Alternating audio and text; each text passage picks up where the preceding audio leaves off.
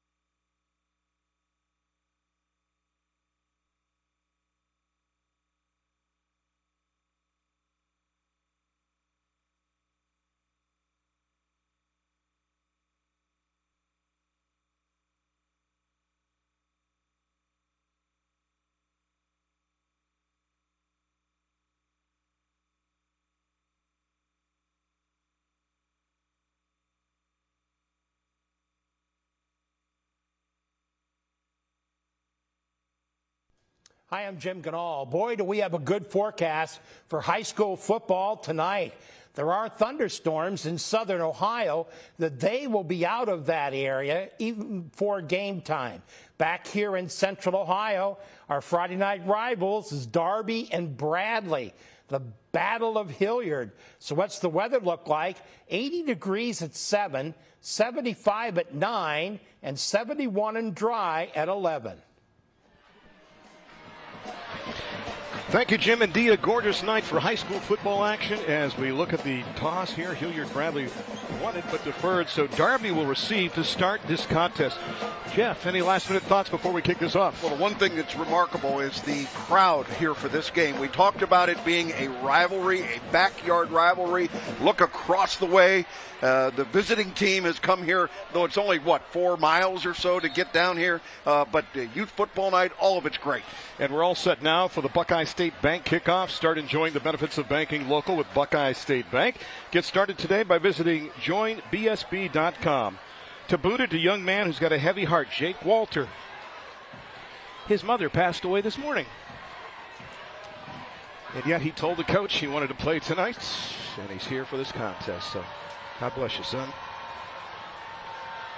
Twin safeties back deep now for Darby inside the 5-yard line. Weather indeed not a factor. A little breeze, though, tonight, Jeff. Yeah, the wind will be at the back of the Darby Panthers who are to receive the football. And, Randy, that's a team that really wants to be able to run the ball with great expectation. So I don't think the wind's going to affect them much. But in the first quarter of play, if this wind keeps up, it may be an issue for Flea Hardy on the offensive side. Can't imagine what this young man is going through right now.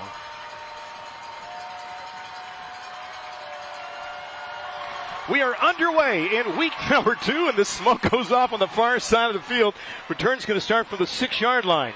Up to the 20. Look at the gap for Darby. Down the sidelines, across midfield, all the way down to the 45-yard line. What a great return on the play by Parker Schlunt, who's got a huge return, and Darby set up in great field position. And the touchdown-saving tackle made by the kicker, Jake Walter, the young man you just spoke of, Randy. How apropos. This thing was gone for a touchdown. Here is a touchdown-saving tackle by the kicker, number 4. A return of 49 yards for Darby, and they'll have excellent field position to start the first drive. It is a clash of cultures here tonight because Darby wants to slow down this game with that triple option, and you've got Bradley with the large wide receivers, and they want to gun that downfield with the great quarterback as well, too.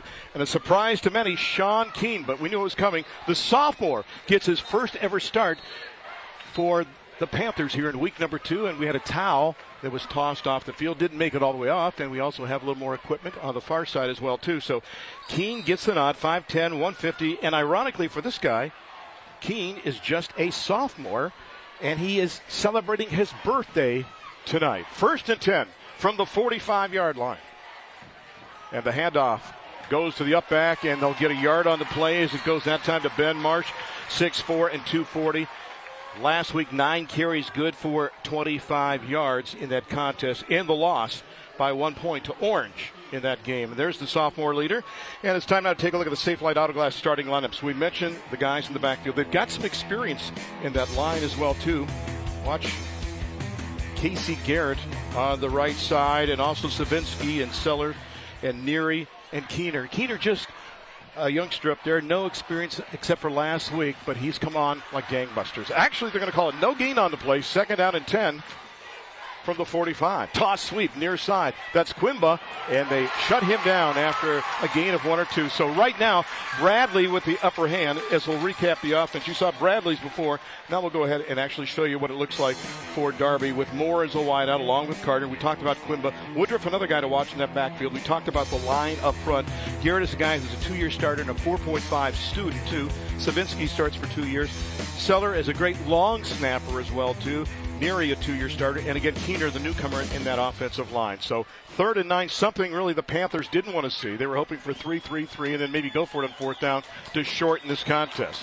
Double wing look with one man in motion. They'll get the handoff, and they'll glide down the line, get it to the 42, maybe the 41-yard line. Not much there on the carry that time for Woodruff, who picks up about 4 or 5 yards on his 10th carry of the season. So now you would assume a punting scenario for Darby here. A highly successful defensive front that time, able to stop that option run as you look at the starters on that Hilliard Bradley defensive team. Jeff Taggett is the D coordinator. He started the American Sign Language program at that school and also for the school system as well, too.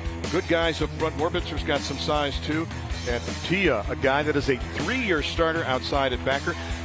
So McCall's going to move up to and play a lot in that 4-man look up front. Normally they play with 3, but you saw they know the run is coming, so they went with 4 men as it's a punting scenario now for Marsh and company, and will hit inside the 10. Will it go out of bounds or make it in the end zone? That is going to trickle out of bounds, I think, inside the 10-yard line. We'll see where they mark it with 9:38 left to go. A nice kick and taking advantage of the sidelines that time. Yeah, pretty good by Ben Marsh, who's that starting fullback, and you'll see a lot of him on defense. You see the officials finding the right spot for the ball. It's going to be inside the 10-yard line, Randy. Well, he was at the 3. Now he's up to near the 5-yard line. If it goes any higher, I would sell, by the way. So, and now it'll be Bradley on offense for the first time. They like to open it up. Brian Thomas, the offensive coordinator, used to be at Coughlin and Watterson in the past. Second year at Bradley. First year as the offensive coordinator, was the co-coordinator in the past. Max Gilbert, the offensive line coach, played at Georgia Southern. There you see Braden Fleahardy, we talked about in the open as well, too. After that 36-yard punt, he finds his team deep in their own territory. 17 of 28 last week for 3 touchdowns, and good pursuit that time, but a nice shifty move to get the ball up across the 9-yard line as Trevor Schuler, the 3-year starter, who last week had 9 carries for 22 yards. And there's the rest of that Safe Light Auto offense. We saw a preview of them a little earlier. Good size. Shistlo, especially as a wide receiver, over 6'5" at 195 pounds. Wolf, though, is a guy with experience. Last week, 5 catches, good for 87 yards as well, too. And watch that offensive line, too. A lot of experience up there. I talked to Jackson Limley's dad. He said, watch my son today. He should be tough at right guard. Move it up to the 9-yard line, a gain of 4. It'll be 2nd down and 6.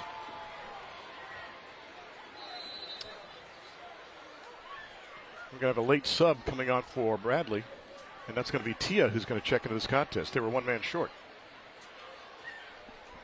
So Tia can play on both sides of the football, and we had 1 late injury, I think, from one of the Bradley players. He'll take it around the left side, get it up to around the 10-yard line, and that is about it on the play. Is looking for an opening again was Trevor Schuler, and nothing there around the near side of the field. Strong defense from Chris Payne, the D coordinator, with that 50 shade. They've had that there since 2007.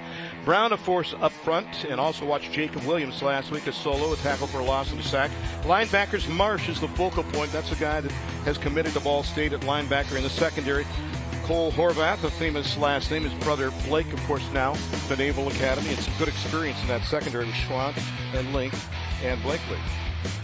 So mark the ball out near the 10-yard line. A lot of confusion here in week number 2 with just the packages getting the right players on the field on both sides. From the 11-yard line, they need 4 more to move the sticks. Fleahardy on the right roll. And again, a threat to run the ball, but he needs a seam. Look at the cutback!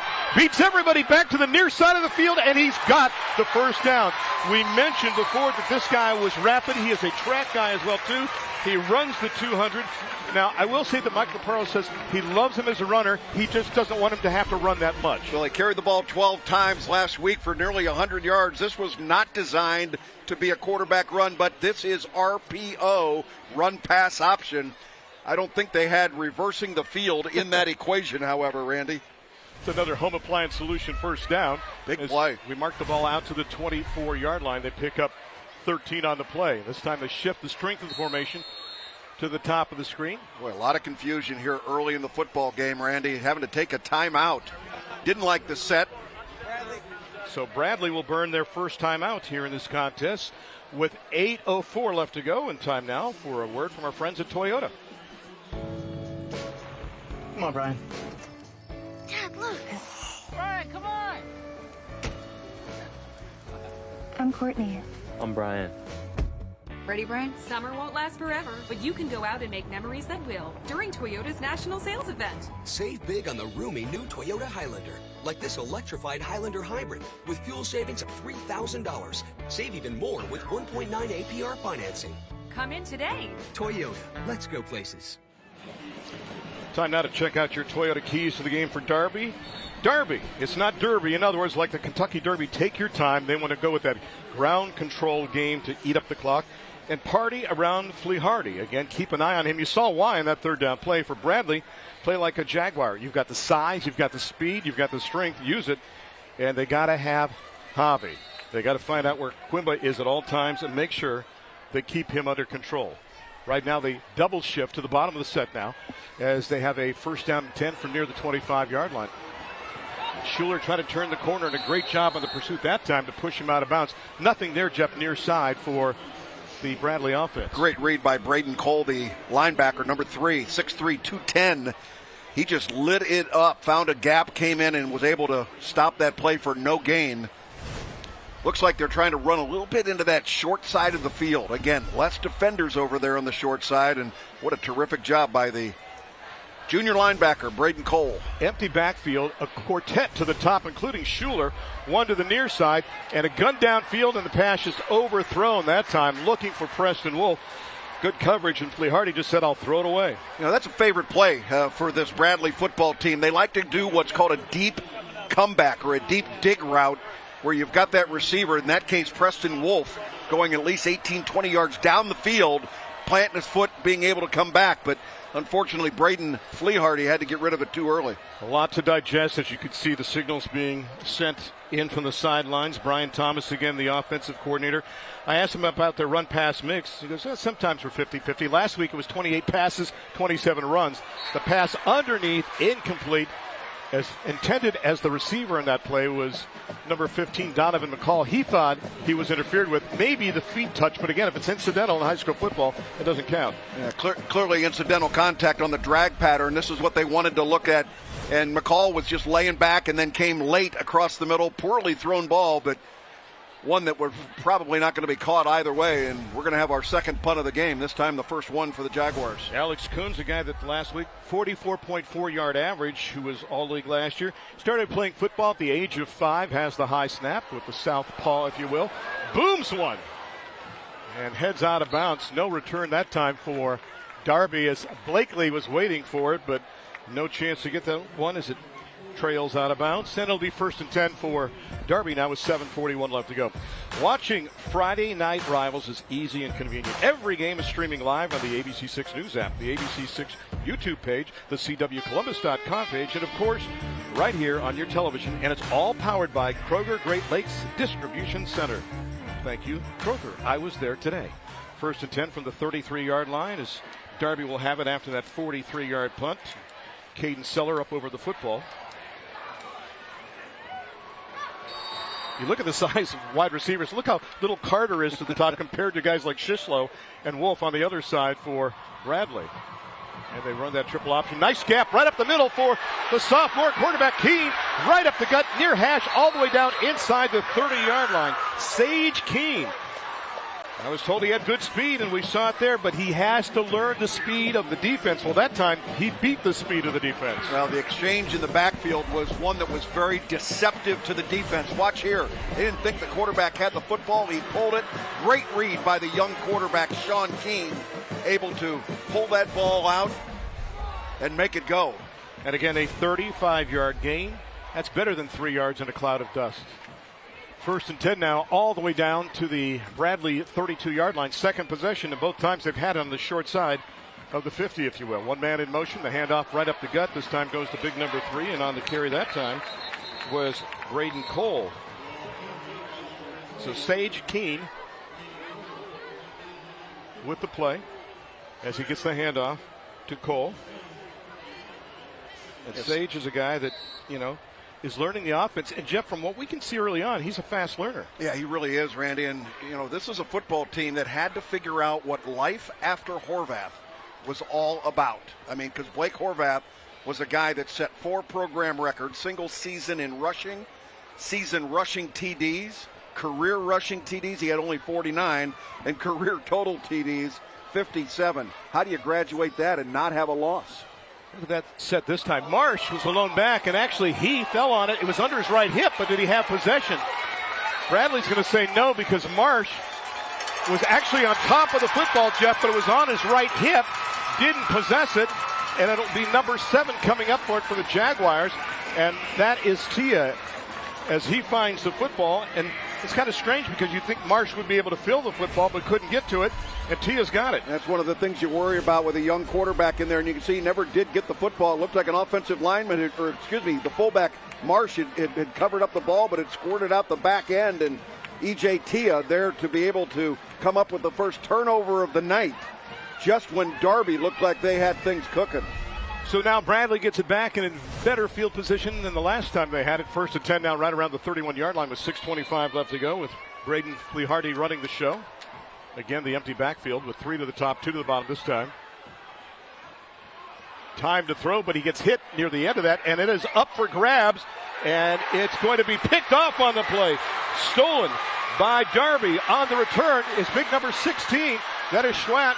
And Schwatt was the guy that returned the kickoff some 40 yards, and he's got a nice comeback now for Darby as they get the turnover, and now they're back across the 50 again. Wow, turnover answered by a turnover. That time the quarterback, Braden Fleehardy, threw that one up for grabs. We talked about the wind coming out of the north, and this went right into the wind, and it held the ball up, and this becomes high pointing the football, and a great effort made in that secondary. Parker Schwant able to come up with the big play. You know, it looked like at the very end there, Justin Barnes got some pressure on him as well, too. But you mentioned the wind and trying to throw it up there.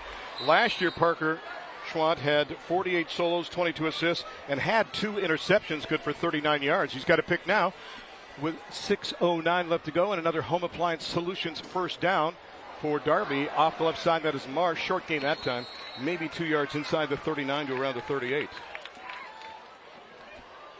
Ben Marsh, a former tight end. Back in 21, he had 4 receptions at the tight end position.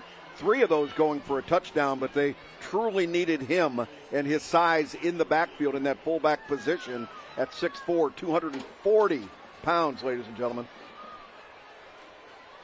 Gain of 2 to the 38. Under 6 left to go here in the first quarter. Scoreless between these 2 rivals from Hilliard.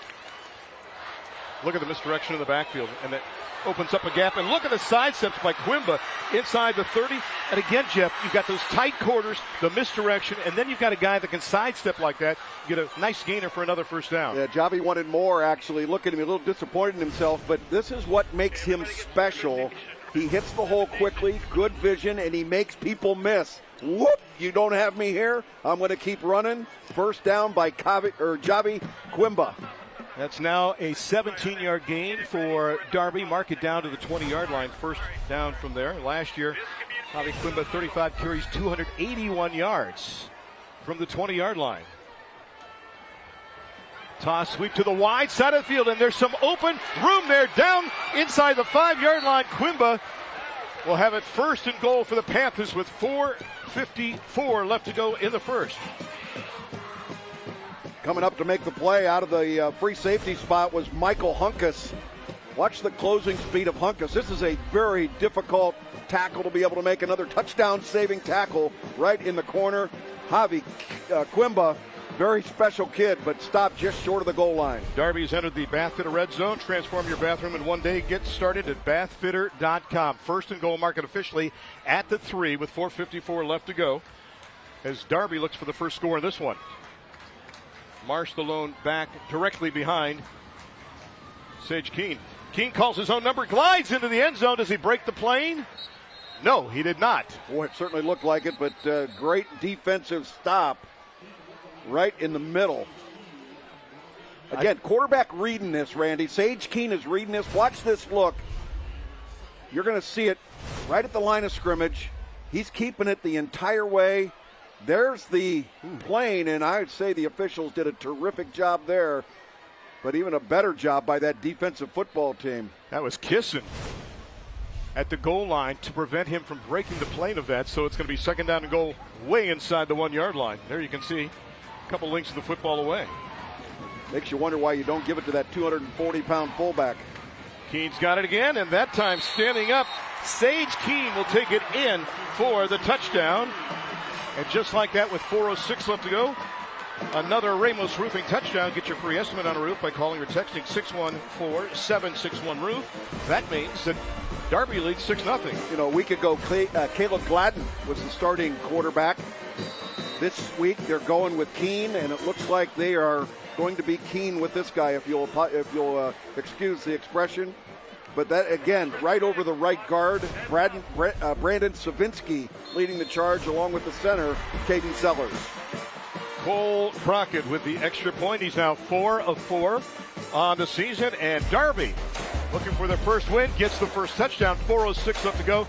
7-0 they lead. We'll take a break right now here on Friday Night Rivals on the CW Columbus.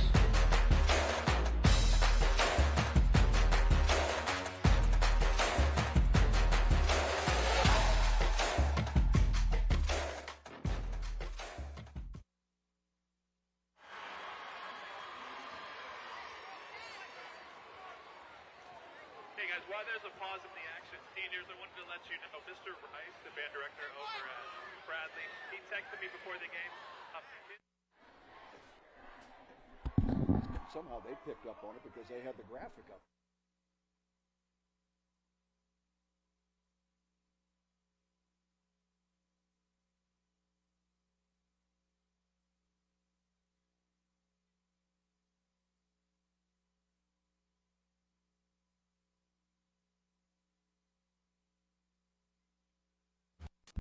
Together.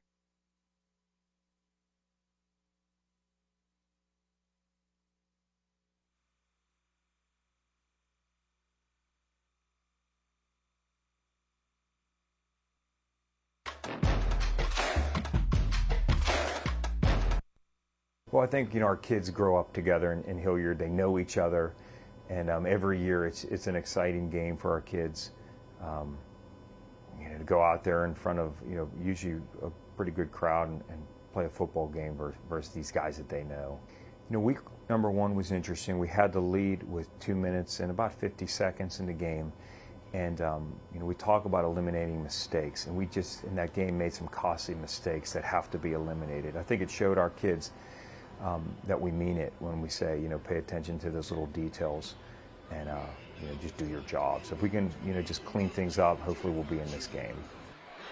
And that's the Coach's Corner Music Go Round, presented by Music Go Round. They can help you with all your instrument needs at 2630 Bethel Road and Gahanna inside the Stone Ridge Plaza. So it's 7-0. And, when you take a look at it, we talk about miscues, eliminating those or minimizing them. So far, Bradley with the miscues, and because they've had one more, Darby finds himself on top early with a short drive to make it 7-0. Yeah, I think you got to be pretty proud of the way that Darby has come out in this football game. They opened it up with the long kick return that gave him great field position, couldn't capitalize on it, but the visiting team leads this thing 7-0. And Carter Moore with the honors to boot it. And the return going to start from the 5-yard line.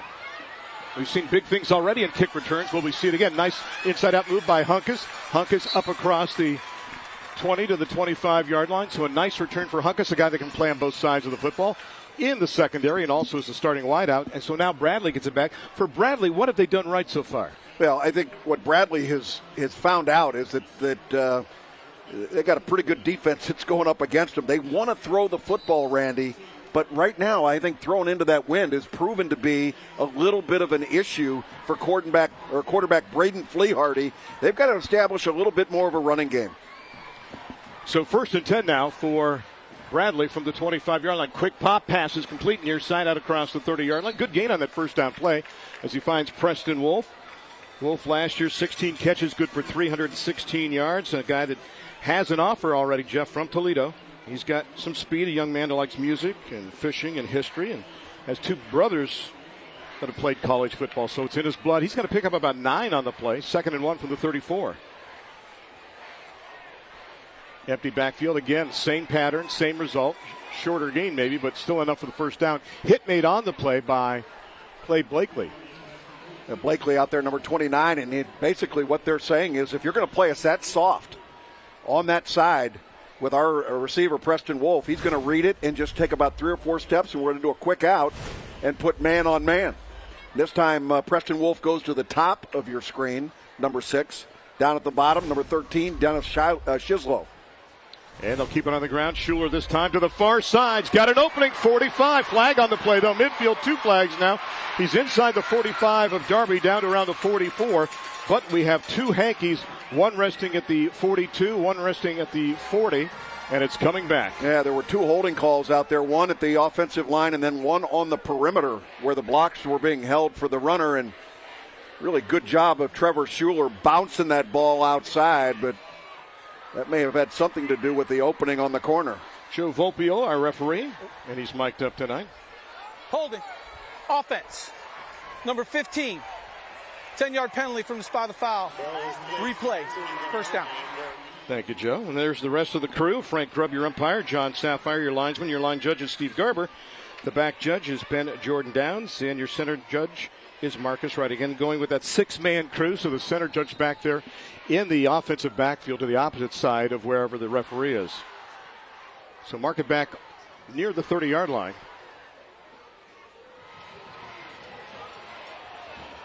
Flehardy with plenty of time and will get what he can. And are you a big fan of reaching that football out to get that extra yard or two and leaving there with one paw? They clearly have seen it on college football and the professional game, and everybody's going to emulate those guys that are doing it at the next level. So it's become very popular there. But in reality, it's where the ball crosses the plane is where that ball is to be marked. The difficulty is getting the official on that same spot to be able to pick up exactly where that ball crossed the plane. I think one of these days, Randy, we will have an electronic measure in that football that'll determine exactly where the spot is. And we'll see the sidelines glow as well, too. It is now 2nd down and 19. Quick pop far side of the field. It goes to McCall, who's got to gain out to maybe the 34, the 35-yard line. Not a whole lot there that time.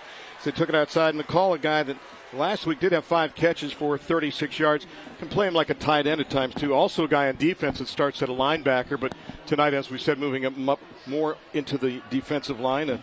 A transfer from Independence High School. Yeah, big, strong kid. And how about the physicality of this game early on in the first quarter, Randy? We talked about the rivalry part of it, but these are two very talented football teams really giving their all tonight. They stacked receivers to the bottom with McCall and Wolf, and Flehardy rolls that way. Now goes back the other way with the toss, and the pass is short that time, trying to get it over to McCall. So now it's going to set up a 4th down situation in 15, and Darby holds on defense. And Bradley, despite the dynamic offense that they had last week and have the potential for, have been shut down early in this contest. Yeah, this play never really developed. They're trying to do the throwback. They put all the laundry out here on the left-hand side and threw back to the right, and ball was underthrown, and you could see McCall not really able to make a play, and a little pushing and shoving afterwards. Some trash talking, all good in the neighborhood. Punting scenario now for Alex Coons. Ooh, not the punt he wanted that time. Let's see where they mark it. It's going to bounce back across the 50-yard line. It was heading out of bounds, and I don't know if that was wind-aided or actually abated, but that time it didn't look like he got the contact he wanted with his foot, and a short punt's going to give the ball back to Darby. And if, again, it's going to be across the 50-yard line, it's going to be a short field again. Take a look at that scoring summary now, and that's courtesy of Kitchen Saver. Get your dream kitchen in under a week with a free quote at kitchensaver.com. 5 plays, 67 yards, just over 2 minutes off the clock, and they take it in for the touchdown. Randy, the punter, Alex Coons, was the #1 punter in the OCC a year ago. Averaged 44 yards last week. His first kick tonight was spectacular. That one, I think he just tried to hit too hard. Another Home Appliance Solutions first down for Sage Keene and company, this time at the 49. And a little nice move to the outside, and that good gain. And a late flag at the end of the play as Quimba got it down to around the 42, and at the end of the play, a flag toss at the 49-yard line. Joe, what's going on? Holding is the call. Wow. That was a late flag, was it not, sir? Well, not only late, it was well behind the play. Yeah. And they're signaling the starting right tackle, Casey Garrett. Now, Casey Garrett's got a 4.5 GPA. There you see the call. 10-yard penalty from the spot of foul. Replay first down. They talked to Casey Garrett about it, but it was Joshua Neary, number 54, who got the call. See if we can see it at the tail end. You can see him engaged right there, and there he is, throwing him to the ground. And that's why it was late, Randy, because it took a while to get him to the ground. A little bit in the follow-through, if you will, there, with 2.5 left to go. And this time, Sage calls his own number, and Keene up across the 47 to the 48-yard line. Picks up part of the penalty. Still need about 13 more to move the sticks now. Darby, a tough loss last week, as we mentioned.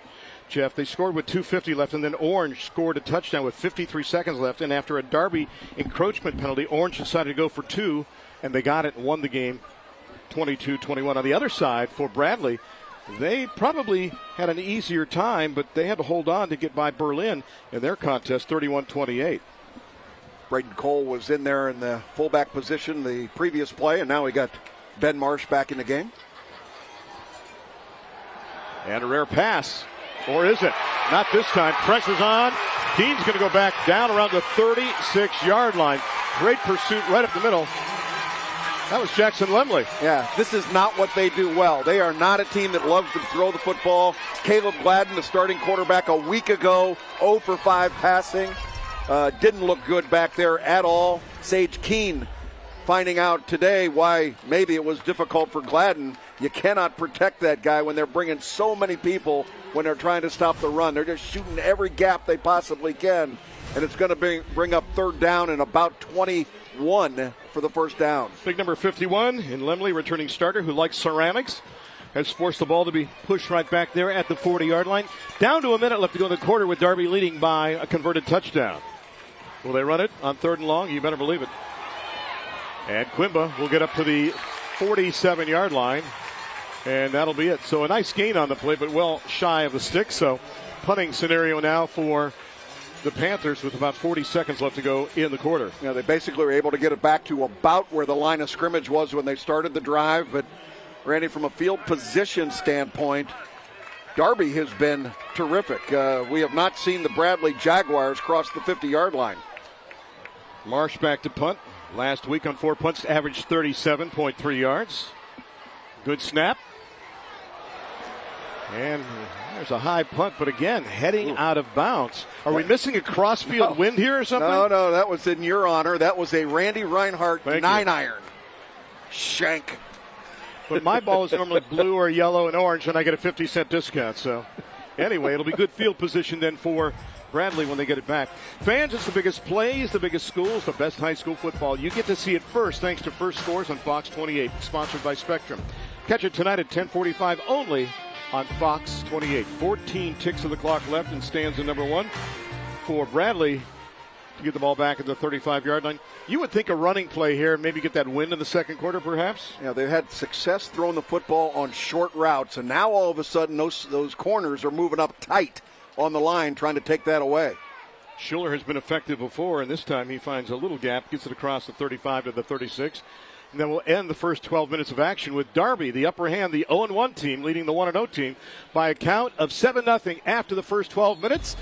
We'll take a break. This is the Central Ohio Toyota Dealers Friday Night Rivals presented by Columbus State Community College right here on the CW Columbus.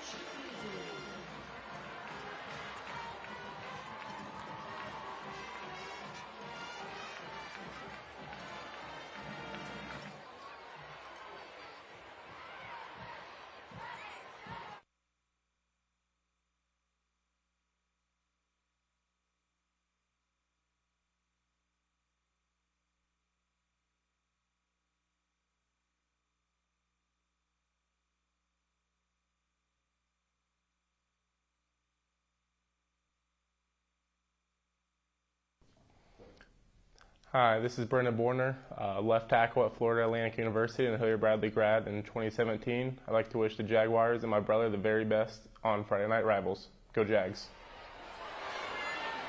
And indeed, his brother is Damon Bordner, starting quarterback for the Jaguars.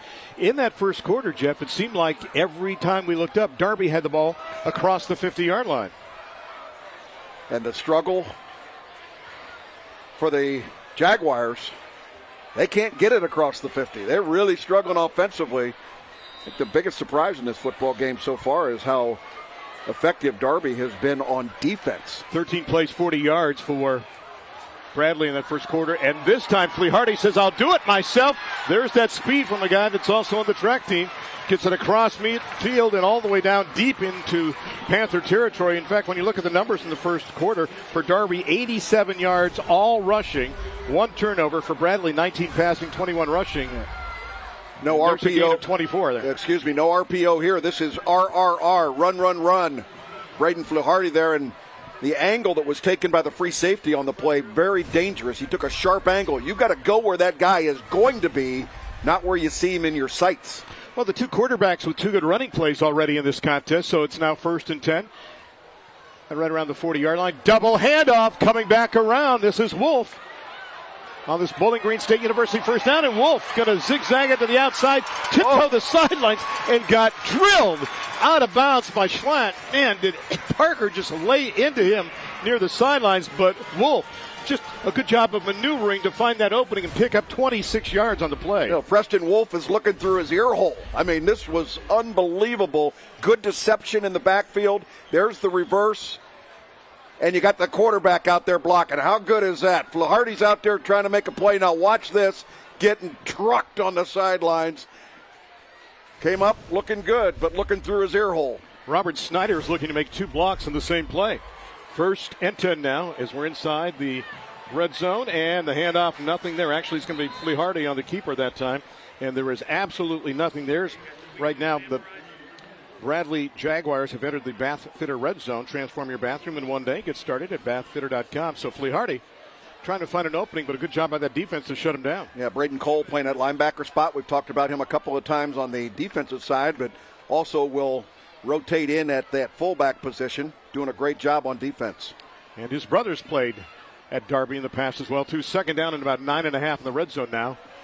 Looking in the corner of the end zone, the pass a little short, and the throw is made by Flaharty before the receiver made his cut on the play, and Wolf comes up empty. Yeah, that's a timing pattern, Randy. You called it exactly right. He's going to let that ball loose before that receiver makes that cut. Just underthrown really in the flat. Really good communication generally between Flaharty and Preston Wolf. But again, ball underthrown. Pretty good defense, though. Again, Parker Schwant, the cornerback over there, getting a lot of looks. McCall checks in. He goes to the top of the set. 2 wide to the bottom. Hunkus. And Shishlow. And a 2nd wide out to the top now as well, too. Looking into the end zone. The pass. Incomplete. Looking for McCall. And a good job on coverage that time. You see big number 17 getting his paw in there. That is Cole Horvath. Yep, the younger brother of the aforementioned Blake Horvath back there at that strong safety spot. 5'10", 175, a junior, and this is excellent coverage. This ball is perfectly thrown, and there's the strip right in front. And the one thing that he did do, he didn't keep that back arm around the back of the receiver, which is where the official will generally call interference. That time he was in perfect position. Great execution. 28-yard field goal attempt. The snap, the kick, it is up. And it is good. And there's the young man playing, as we mentioned, with a heavy heart. Got to me trying to even describe that story for you, but I felt it was something that had to be said because you would see the way that he would honor his mom here tonight. So many unanswered questions in that situation. And God bless this young man for performing here tonight. 7-3 the tally. Let's get a break now and a quick word from our friends at Toyota. Come on, Brian. Dad, look. Brian, come on. I'm Courtney. I'm Brian. Ready, Brian? Summer won't last forever, but you can go out and make memories that will during Toyota's National Sales Event. Save big on the roomy new Toyota Highlander, like this electrified Highlander Hybrid with fuel savings of $3,000. Save even more with 1.9 APR financing. Come in today. Toyota, let's go places. Now, Jake Walter last week with a 20-yard field goal. This week adds a 28-yarder, and he gets Bradley on the scoreboard 7-3. You kind of sense, Jeff, that even though Darby has made a lot of their breaks, that they've been dodging a bullet defensively. You're just waiting for this offensive juggernaut and Bradley to break open and break loose. Yeah, they know they're really good and they're very balanced in what they do. You know, a year ago, this Bradley football team under Coach Laparo finished 6-6. They were 3-2 in the OCC Central, and their playoff loss came to Pickerington Central. Never heard of him. In the Region 3 quarterfinals, and you know this is a storied football program. Even though they're young, they've had great success. Walter had all but 2 kicks go into the end zone last week. Well, booted for the 2nd time here, and this one will make it in the end zone. With 10:51 left to go, 1st and 10 now for Darby. They'll have the ball from their own 20-yard line, up by a count of 7-3 in this contest. Interesting when you look at this series. I think Darby won the first 4, then Bradley won the next 4. Now Darby's won the last 2 to make it 6-4 that they're up in this series. Bradley, a team that scrimmaged New Albany and DeSales, and on the other side, Darby scrimmaged up Arlington and St. Charles. They're playing all these lightweights. Yeah, there you go. But as the coaches both said, almost echoing each other, we have to play tough teams during the season. Why wouldn't we do that in the scrimmage as well, too? Tight set, one back in the backfield, one wide out to the bottom of the formation now. Watch and out. Keene's done it again. Sage right up the middle. 40. They try to punch the ball out. It is free at the end, but they're going to say he's down before he lost the football, and I think that was the right call. Bordner came up with the football. Keene slow to his feet, but Sage is up now, and again, right up the middle, nothing fancy, 48 yards on the game. Yeah, officials timeout. He's came up a little bit injured. Watch again, shot out of the gun. Now you got to have a rear view mirror here and know that there's going to be somebody coming up. There you see the strip try, and then the ball came out caused by the ground. Great job by the officiating crew tonight, and we will see Caleb Gladden in at the quarterback spot again. He was a starter a week ago as Sage Keene tries to gather up his senses over there, but what a terrific run for that young man. Tebbets tried to punch it out. It is now a 1st and 10, courtesy of Bowling Green State University. Inside the 33. On the ground, nothing fancy that time. They'll just burrow their way. And look at it. 3, 4, 5 defenders before they can bring the running back down. And a great job by Marsh just to say, you know what, I'll do the 360, but you're not getting the football and you're not getting my ankles. You know, the beauty of that was he was hit with about a 2-yard gain and carried everybody else 12 yards down the field. Watch again the power, putting both hands across that ball, not going to fumble it, and he just continues, and that's against that big defensive line. Julian Dandridge, he's their most powerful guy over there on the defense, and he had his hands full with Ben Marsh. 1st and 10 from the 19-yard line. Keene back in there, will hand it off, and it's Marsh again fighting down to the 10-yard line as right now Darby once again has entered the Bathfitter Red Zone. Transform your bathroom in one day. Get started at bathfitter.com. So march it down to the 11-yard line. And, you know, John Santagata, let's be honest, is known for football 101. And if you can execute it, why do anything else? And he's done that with this team. Sage Keene back in the game, Randy. His second play back in now. He's back there and solid. Keene now with 6 carries, 85 yards, and a touchdown. The misdirection, that's going to be Quimba that time, and Javi's going to get it inside the 7 to the 6, and that'll make it 1st and goal now for the Panthers as the clock ticks down to 9:24 left. It's interesting in this era of wide open football and spread offenses and everything else. There are certain teams, and we had a good one last week in Pickerington Central. Jay Sherritt talked about their goal is to get 3rd and 1. Now, how many coaches talk like that? They want to get 3rd and 1. It's because of that great running game, and you feel like you can always capitalize and keep that drive alive. And what would he say the Panthers want to do? Control the game. They're Darby, not Derby. Slow down the pace. They've done that so far. Oh, what a hit in the backfield. Back at the 10-yard line. Nothing there that time. As big number 68 gave a bear hug on the play. That is Julian Dandridge as he was waiting for Daniel Woodruff. He had a handful when he tried to bring down Ben Marsh. This time he was standing right where he needed to be, unblocked, and able to make the play. Good job holding on to the football. Daniel Woodruff not spitting the bit. 2nd and goal from the 9-yard line. Poole Carter last into the huddle. He goes to the top. Quimba on a wing to the bottom. Marsh in the backfield from the 9. Sage Keene. Toss sweep. Quimba lost the handle. It's free. Bouncing around. And it goes into the breadbasket of Bradley. They've got it at the 9-yard line. Coming up with a recovery on the play is number 20 for the Jaguars. And that's Ethan Tebbets, who was the guy that earlier tried to punch the ball out of Keene. You know, they practiced their rear end off on this play. And this is something that you got to be perfect on, where the quarterback is shoveling that pass, what really looks like a pass, underneath back to his running back as hard as he possibly can. Look at the reach. He's got to get it way out there. The ball was a little bit high, but unable to bring it down.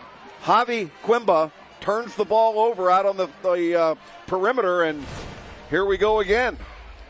Last year, Tevitz tore his ACL, so that cut his season short. But a young man who likes math came up with the answer to that equation. From the 10, the quick pop put a lot of receivers and defenders in one spot in the field, and somehow they make it work. Out across the 20, pushing the pile out to the 27-yard line on the play. The catch is made, and that time it is Sam Green. Jeff, I was trying to figure out the routes on that play. Well, it's basically a bubble screen, Randy, where they're able to have two receivers out there that are going to do nothing but be blockers and pass the ball back behind the line of scrimmage and then just try and make things happen downfield. What a terrific effort here. Hanging on to the football and getting the first down. Schuler readjusts into the backfield now as his 1st and 10 from the 27-yard line. On this Bowling Green State University first down, and nothing there that time. Good job diagonaling to get to the football early by number 3. That was Braden Cole. You talked about his prowess at linebacker. Last week, 4 solos, 5 assists. Last year, 61 solos, 54 assists, 5 tackles for a loss, and 1 interception for 20 yards for the young man who likes history, sports, and lifting. And last year in a game against Westerville South, Jeff, 19 tackles. That's a career for some guys. A loss of 1. They need more than 11. I'm at the 26-yard line now. And the quick pop, and was it caught?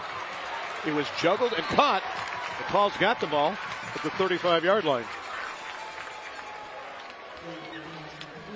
Time now to take a look at the Kitchen Saver scoring summary. Get your dream kitchen in under a week with a free quote at kitchensaver.com. That was the prior drive for the Jags that led to their 28-yard field goal, courtesy of Mr. Walter. And that's why we stand now at 7-3 in this tally. All right. For most teams, this would be a running play, Jeff, on 3rd down and a couple. Yeah, they're bunched in there tight.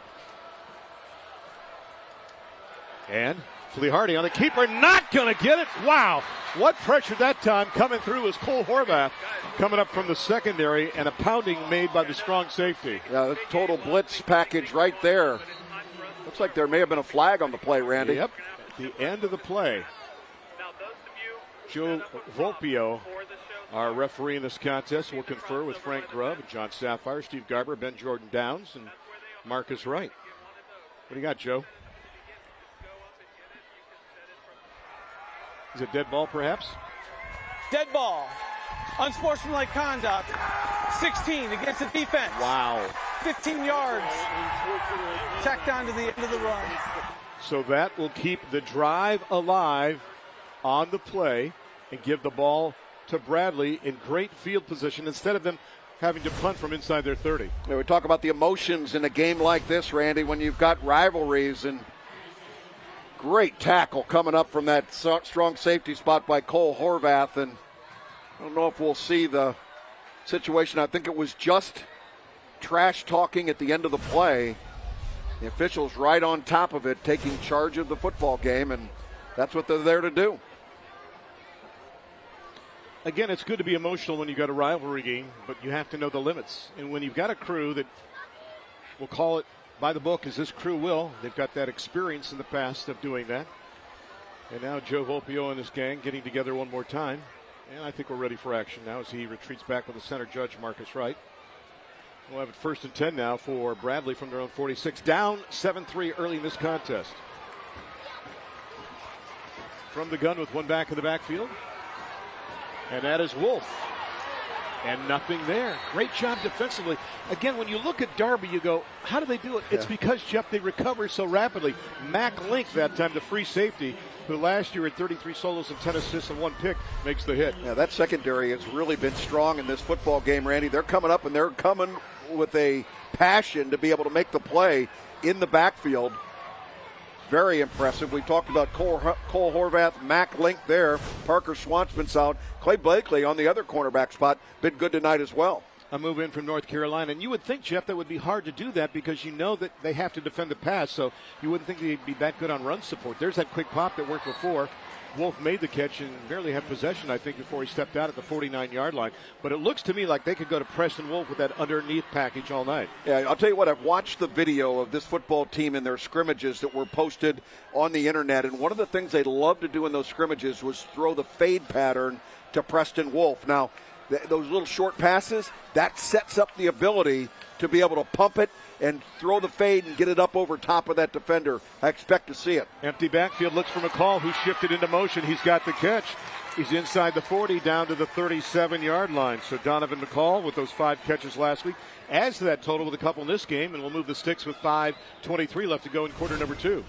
Now, Donovan McCall, a high-energy guy, both offense and defense, gives the quarterback a really nice target, found a soft spot in the zone, and this ball was delivered on time, on target. Jeff, the small guy is Preston Wolf at 6'3" and 180 when you look at it. You got McCall at 6'5", Shishlow at 6'6". And whistles and a flag on the field. Joe, what do you got? False start. Offense number 15. First down. They'll march it back 5. Just temporarily derailing this Bradley drive, which they'd love to get right now and get some momentum going into halftime. Remember, too, that Bradley will get the ball to start the second half. The battle of paces right now. Who's winning between Bradley and Darby? Well, I'll tell you what, Darby's got all that yards, but very little to show for it in terms of only 1 touchdown. They were in the red zone, came away with nothing because of the turnover. Bradley, I think, though, very lucky to still be in this football game, the way Darby has played defense and the way that they have stretched the field offensively. Hunkus and Shishlow to the top now. Wolf way, way, way wide at the bottom. Spread out the defense. They go to the far side. That goes to Hunkus, who's got it inside the 40, down to around the 39, near the original line of scrimmage from there, as we are under 4:36 left to go here in the first half. Going to be a yard short of the first down, Randy. Bring up 3rd and 1. Oh, where are they going now? They need 11. Yeah. My mistake. So I got to think that right now you've opened up that passing game now with Wolf, who's caught a pass, actually several. McCall's caught a couple. Hunkus now has caught some passes. So Shishlow's the one guy to watch, though, too. He's been silent. Number 13, and he's normally a guy that can go deep as well, too. And you can throw it up with that frame that goes 6'6". Quick pop on the out pattern, and going down to his knees and making the catch and sitting down. The catch is made on the play by Wolf, but when he sits down at second base there, he's at the 30-yard line, so he's shy of the first down. Randy, that's a big-time throw. This will give you some idea of the strength of the arm of Braden Flehardy, able to throw this ball out on a rope. Yes, he would have liked to have had it up higher, give his receiver a chance to make a move and get the first down. But this is a team that I believe is dealing in 4-down territory already. Braden with offers from UMass and Toledo already as just a junior. He will get more. They need a deuce on 3rd down. Quick pop. There's the play again. Wolf's got it. He's got drilled on the play that time by Schlant, but that's going to be enough for the first down. And if they're not going to take it away, Jeff, the question is, how long do you run that before you set up that hitch and go? Well, they'll let that cornerback kind of sneak up a little bit before they call it. We've seen them scoot up a little bit, but, boy, just a physical football game so far. Down to the 25, another Bowling Green State University first down. Quad to the top, spreads out the defense. So Flehardy keeps himself with the diagonal inside the 20, gives ground, and goes out of bounds at the 18-yard line. You can normally run diagonally and find that opening sometimes, buying some time, but not that time because Clay Blakely just stayed all over Flehardy and forced him out of bounds. And that's the one thing, too, that Darby defense loves to do is they will force you sideline to sideline.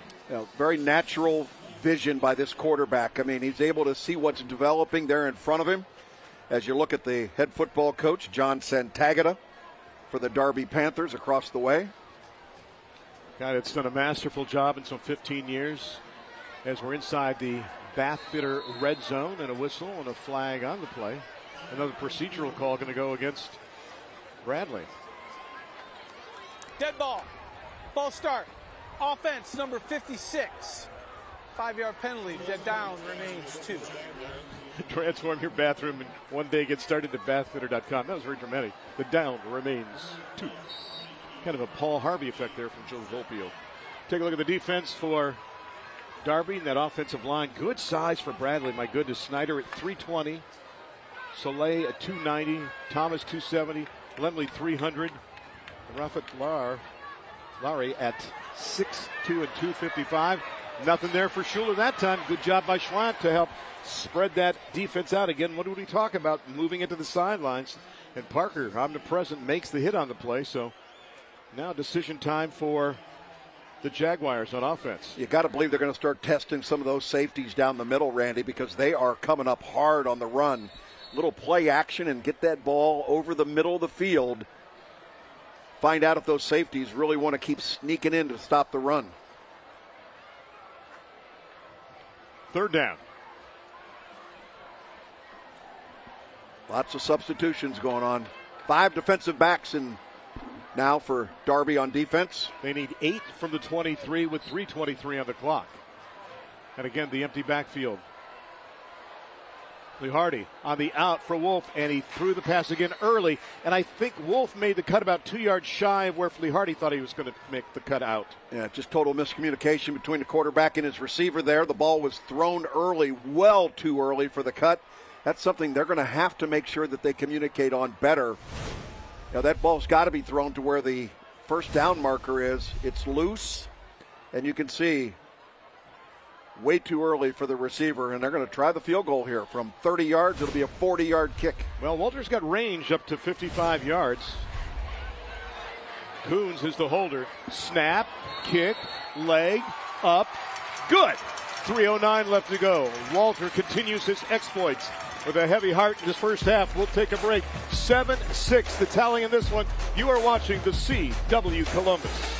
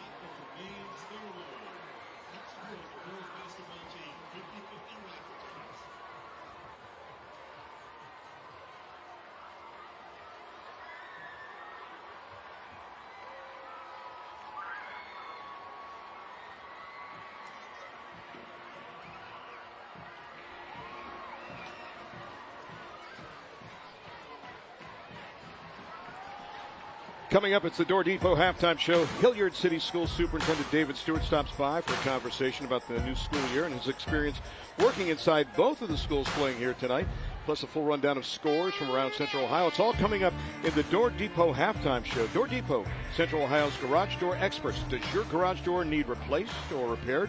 Discover how Door Depot can help by visiting ColumbusDoorDepot.com. How's your door doing there? Okay? All good. Good. Good to hear. Good to hear. All right, 7-6. So Bradley with the opportunities, but have come up short, so they've had to settle for field goals. Darby, I don't know, Jeff, this has been one big play after the other. Each series seems to have a play that you think is going to change the tide for good. It's just been a short-term change, though, for both teams. Yeah, both teams really struggling, Randy, tonight in the red zone, not able to be able to convert opportunities into touchdowns. Walter's got it teed up at the 40, far hash. Twin safeties back deep at the goal line.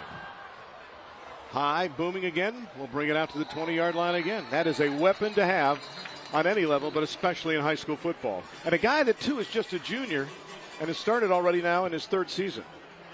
All right, so the one play that's worked incredibly well for Darby has been the quarterback keeper by Sage Keene, the young man who went from 15 yesterday to 16 years of age today. Do you go back to a play like that? And if you're Bradley, are you anticipating that? Well, and if Sage Keene is running the football, it's because he's reading what the defense is giving them. If they choose to take the fullback on the dive play, he'll pull it and go ahead and run, and that's where they've had the success.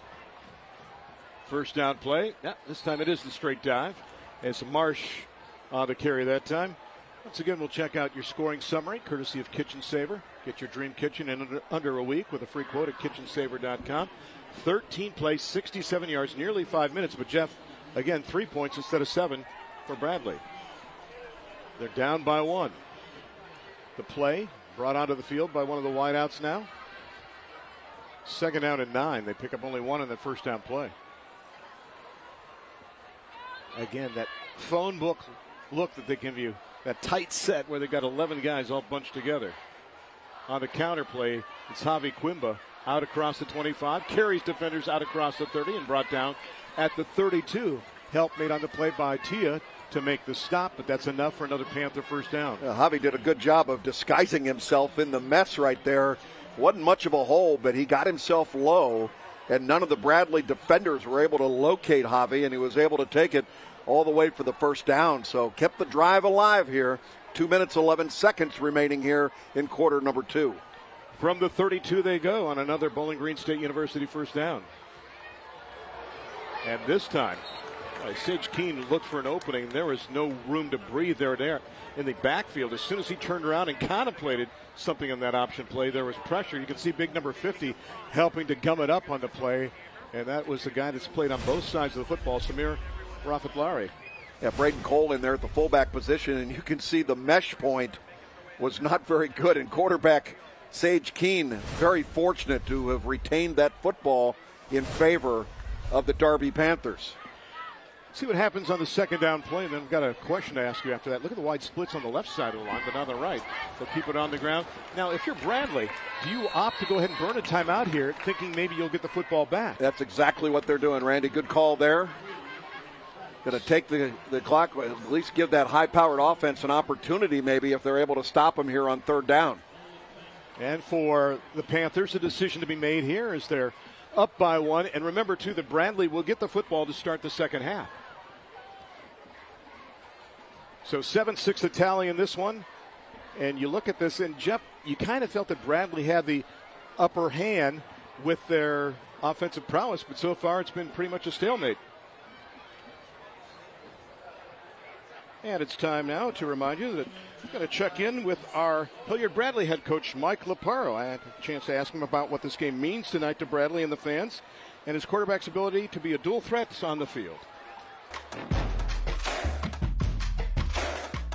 It's a huge game. It's a rivalry. It's Hilliard versus Hilliard.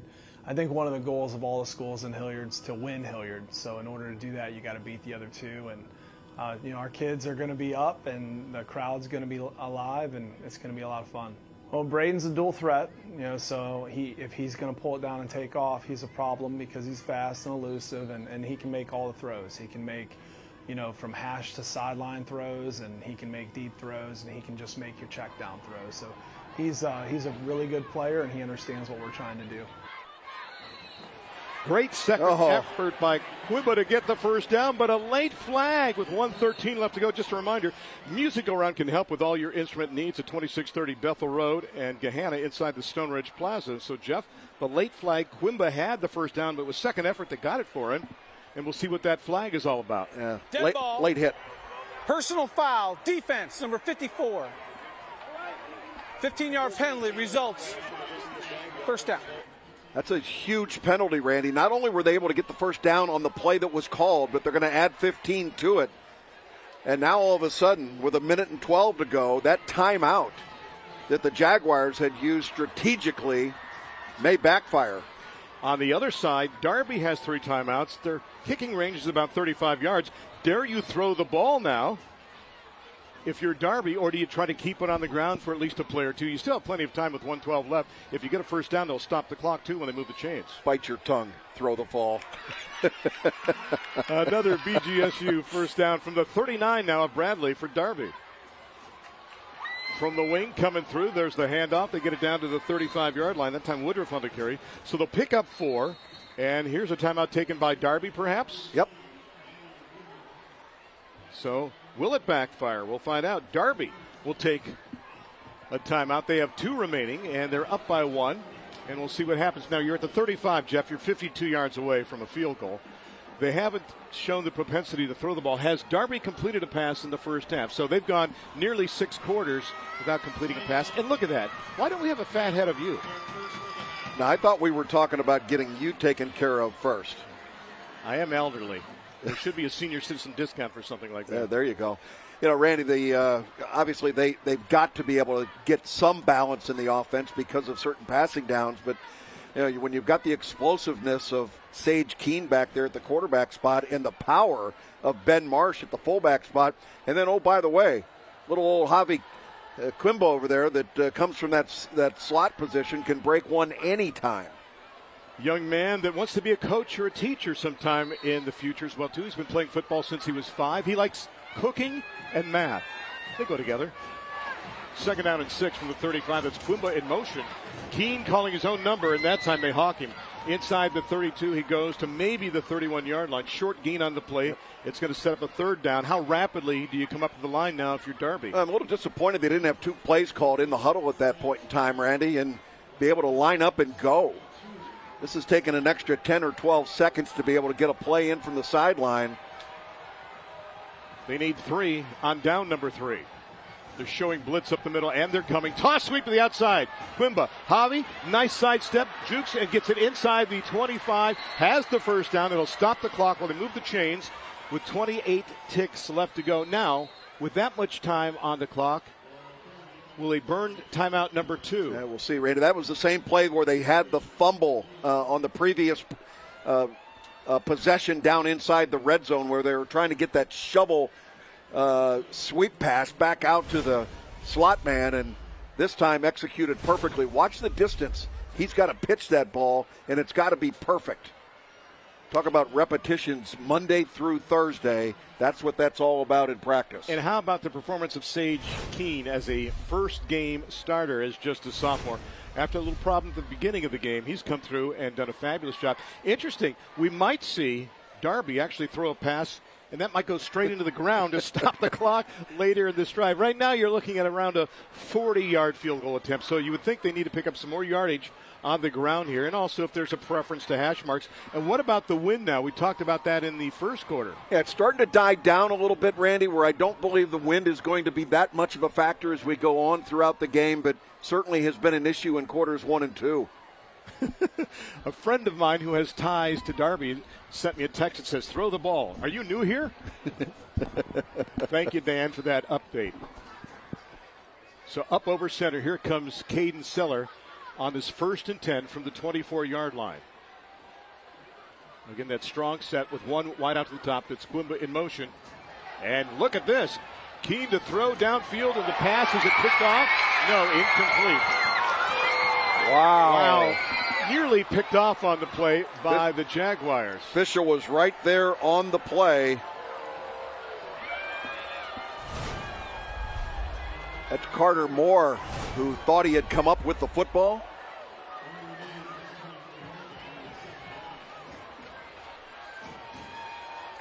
So now, it is 2nd down and 10. That'll be the last pass attempt we see unless they throw it into the ground. Keep it on the ground, and that time they're going to see Keene crawl for an extra yard down to the 21. He stopped at the 22. Clock is down to 13 ticks left to go. Now watch this one again. You watch the quarterback get whipsawed back here in the backfield. Again, that mesh point between the fullback and the quarterback is so they're going to burn a unique. timeout, 2, and they burn it with 2.3 seconds left. Go ahead, I'm sorry. Well, I was just going to say that we'll look at the play that was called on the ground, not interception. Look from our end zone camera here. See if you can get a better view here. Yeah, clearly the ball is on the ground. No question about it. Good call by the officials.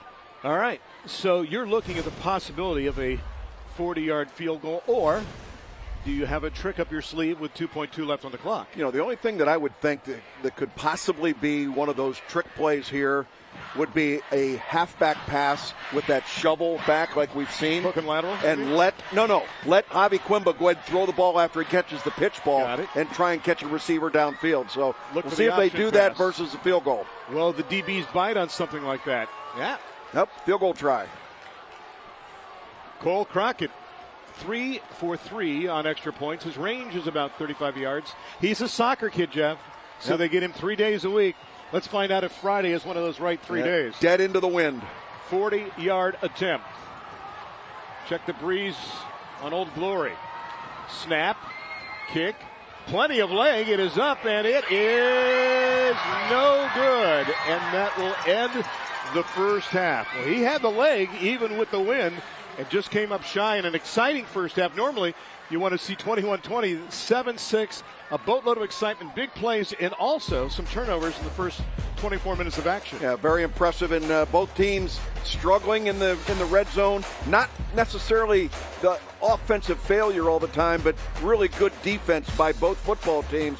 But the one thing that I think the coaches are going to have to talk about is the turnover situation. And we'll take a break. 7-6 Darby over Bradley. We'll have our halftime guest coming up in a mere moment. This is Central Ohio Toyota Dealers Friday Night Rivals, presented by Columbus State Community College on the CW Columbus.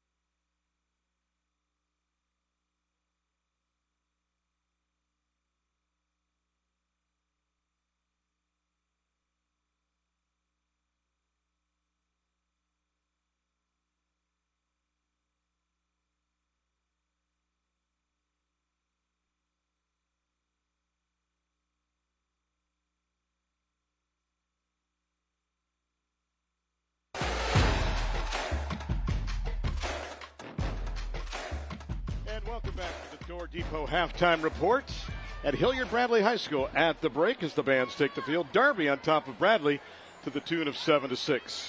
High atop the press box here at Hilliard Bradley, I'm Randy Reinhardt, joined by a guy I've known for a long time. He doesn't age at all. He is the superintendent of schools here in Hilliard, the one and only David Stewart. David, welcome to the CW Columbus. Thanks. I appreciate you having me. These have to be exciting times because I know the school year is starting, and I understand attendance numbers are pretty good, right? Yep, we're doing great, and it's just a lot of fun to have the whole community here tonight. Packing a lot of people in the stadiums again, and just having fun again is just great. I know special needs programs are very big in your eyes and to everyone in the school system, and you've done a lot of work on that in the last year or so, have you not? Yeah, we've continued to expand the offerings. We have a lot of emphasis on making sure that all of our students have access to the opportunities that they need. We've done a lot of work in that area, and we're really proud of the outcomes. Amazon Web Services and others know the value of what you do here. You've done some special programs with them in the past and continue to do those now, do you not? Yeah, we had a really unique opportunity here this week.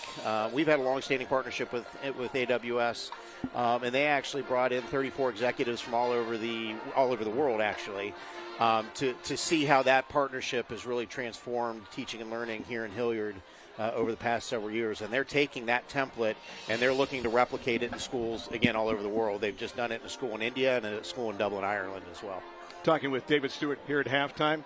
Now, how do I put this? Who do you root for in a game like this? You're Mary McGregor. You're torn between two lovers because you have ties to leading both of these schools, do you not? I did. I was the principal at Hilliard Darby for 4 years and the principal at Bradley for 4 years as well. So the good news is nobody cares who I'm cheering for.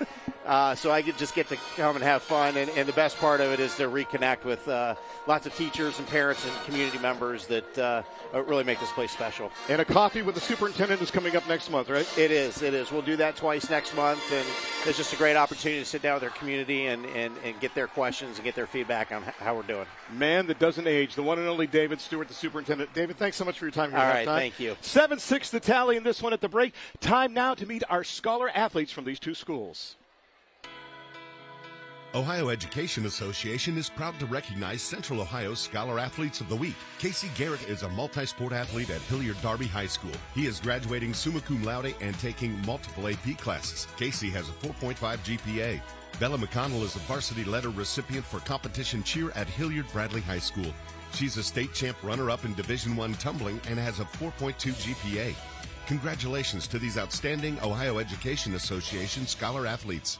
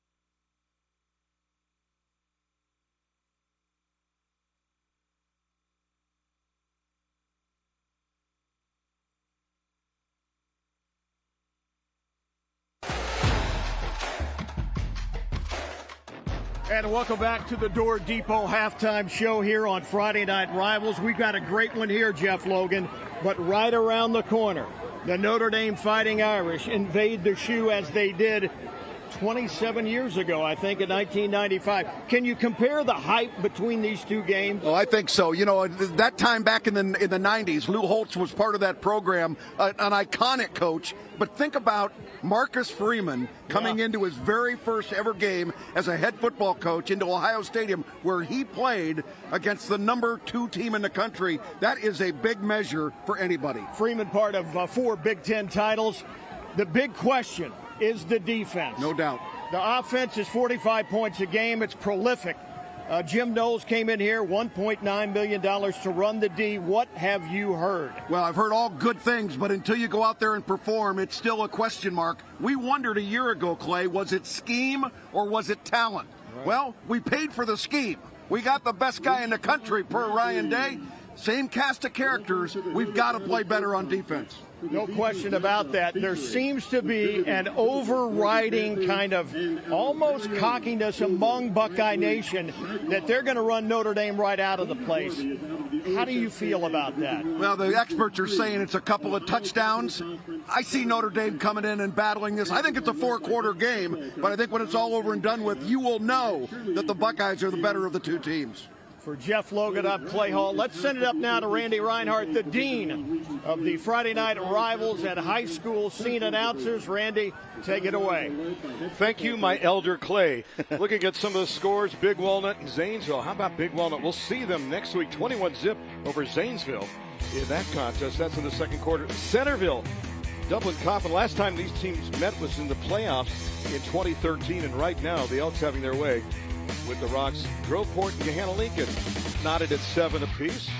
Groveport Madison lost to Canal Winchester in week 1. Marysville and Lancaster, 2 teams that need to bounce back because they were both drilled last week, and the Monarchs up by a touchdown at the half. Logan Elm on top of Westfall, 14-0 in that contest, and that is late in the first half. The Battle of Olentangy, Berlin, who barely lost last week, and Orange, who barely won last week. You can see it's 10-0 after 2 quarters. Upper Arlington, and that is St. Francis de Sales, by the way, of Toledo. That is not the de Sales here locally, but UA continuing to roll right now, 21-0 at the break in that contest, as Upper Arlington looking to go 2-0. Westerville South over Central, and South looking to continue their winning ways too. Central knocked off North in week 1, 23-20 on that hook and ladder on the last play of the game, and South took down Olentangy by a count of 30-7. Here at the break, it is 7-6, the Panthers of the Jaguars. More of our halftime show with highlights and stats when you come back to the CW Columbus.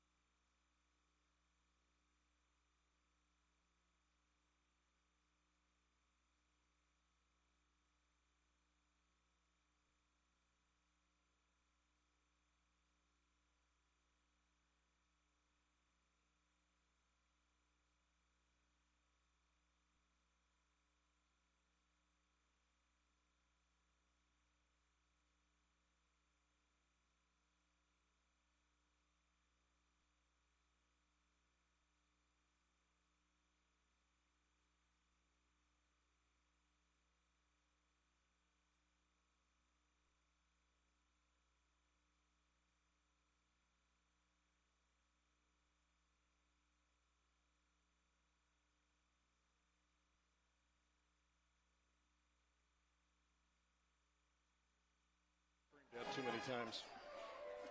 Said I've been screamed at too many times tonight.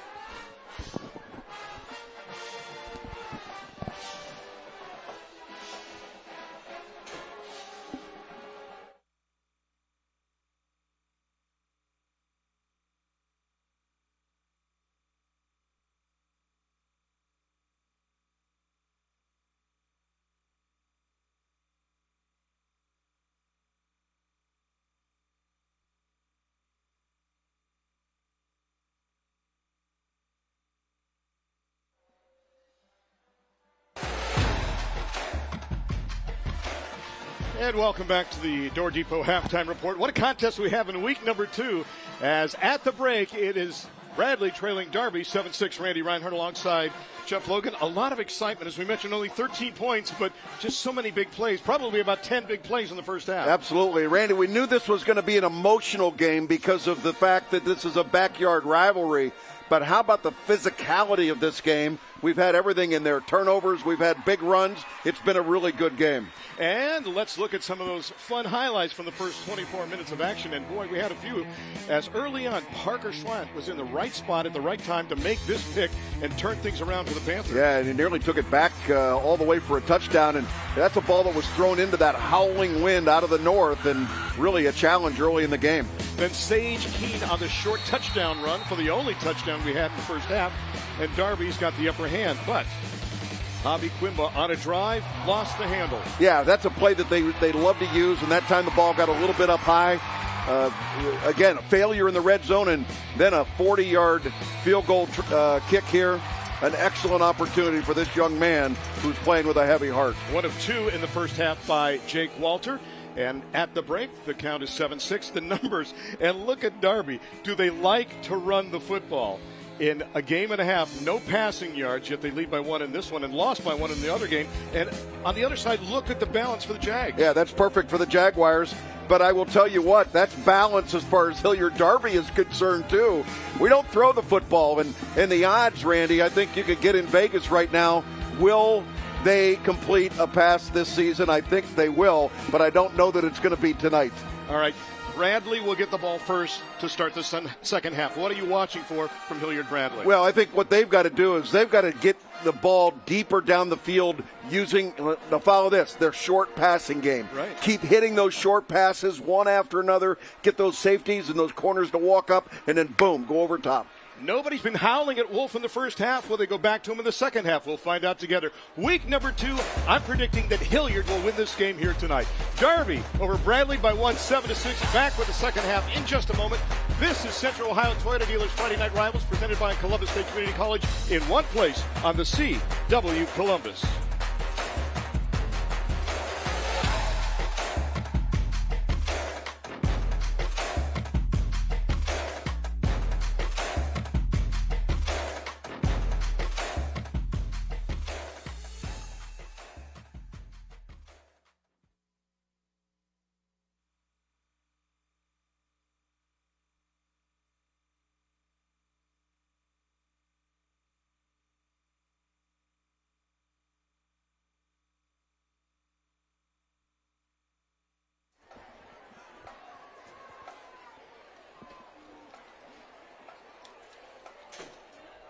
You want to do the Horvath picture now? What's your call?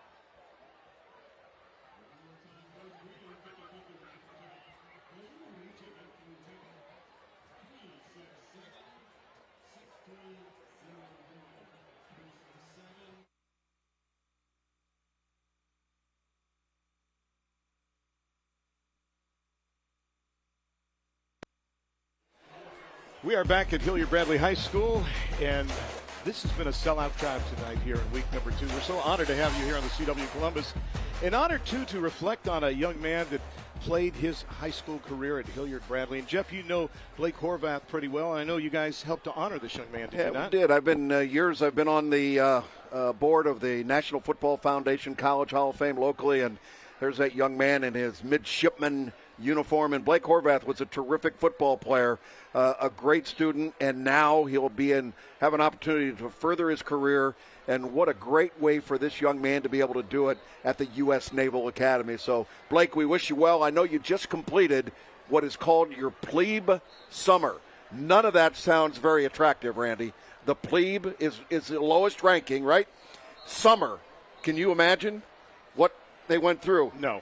I can't even think about how a drill sergeant would have handled things, and here's a young man that has succeeded. Thanks to his mom for sending that picture to us. Pride of Darby, and of course his brother still playing out there in football as well too, doing a great job in the secondary too, and Cole Horvath. I had a chance to also hear from a Bradley alum that's doing well too, and the Bordner family. Two big names when you think about Bordner and Horvath, what they mean to the respective programs, and to the Hilliard family too. So, Jeff, I want to point out one thing. We talk about combatants, and this is war and the turf, but after this contest tonight, they become one family again between these two communities. Yeah, I think so. I mean, the one thing I looked at in preparation for this game is that I believe that both of these Hilliard programs have the capacity to be able to win their division in the OCC.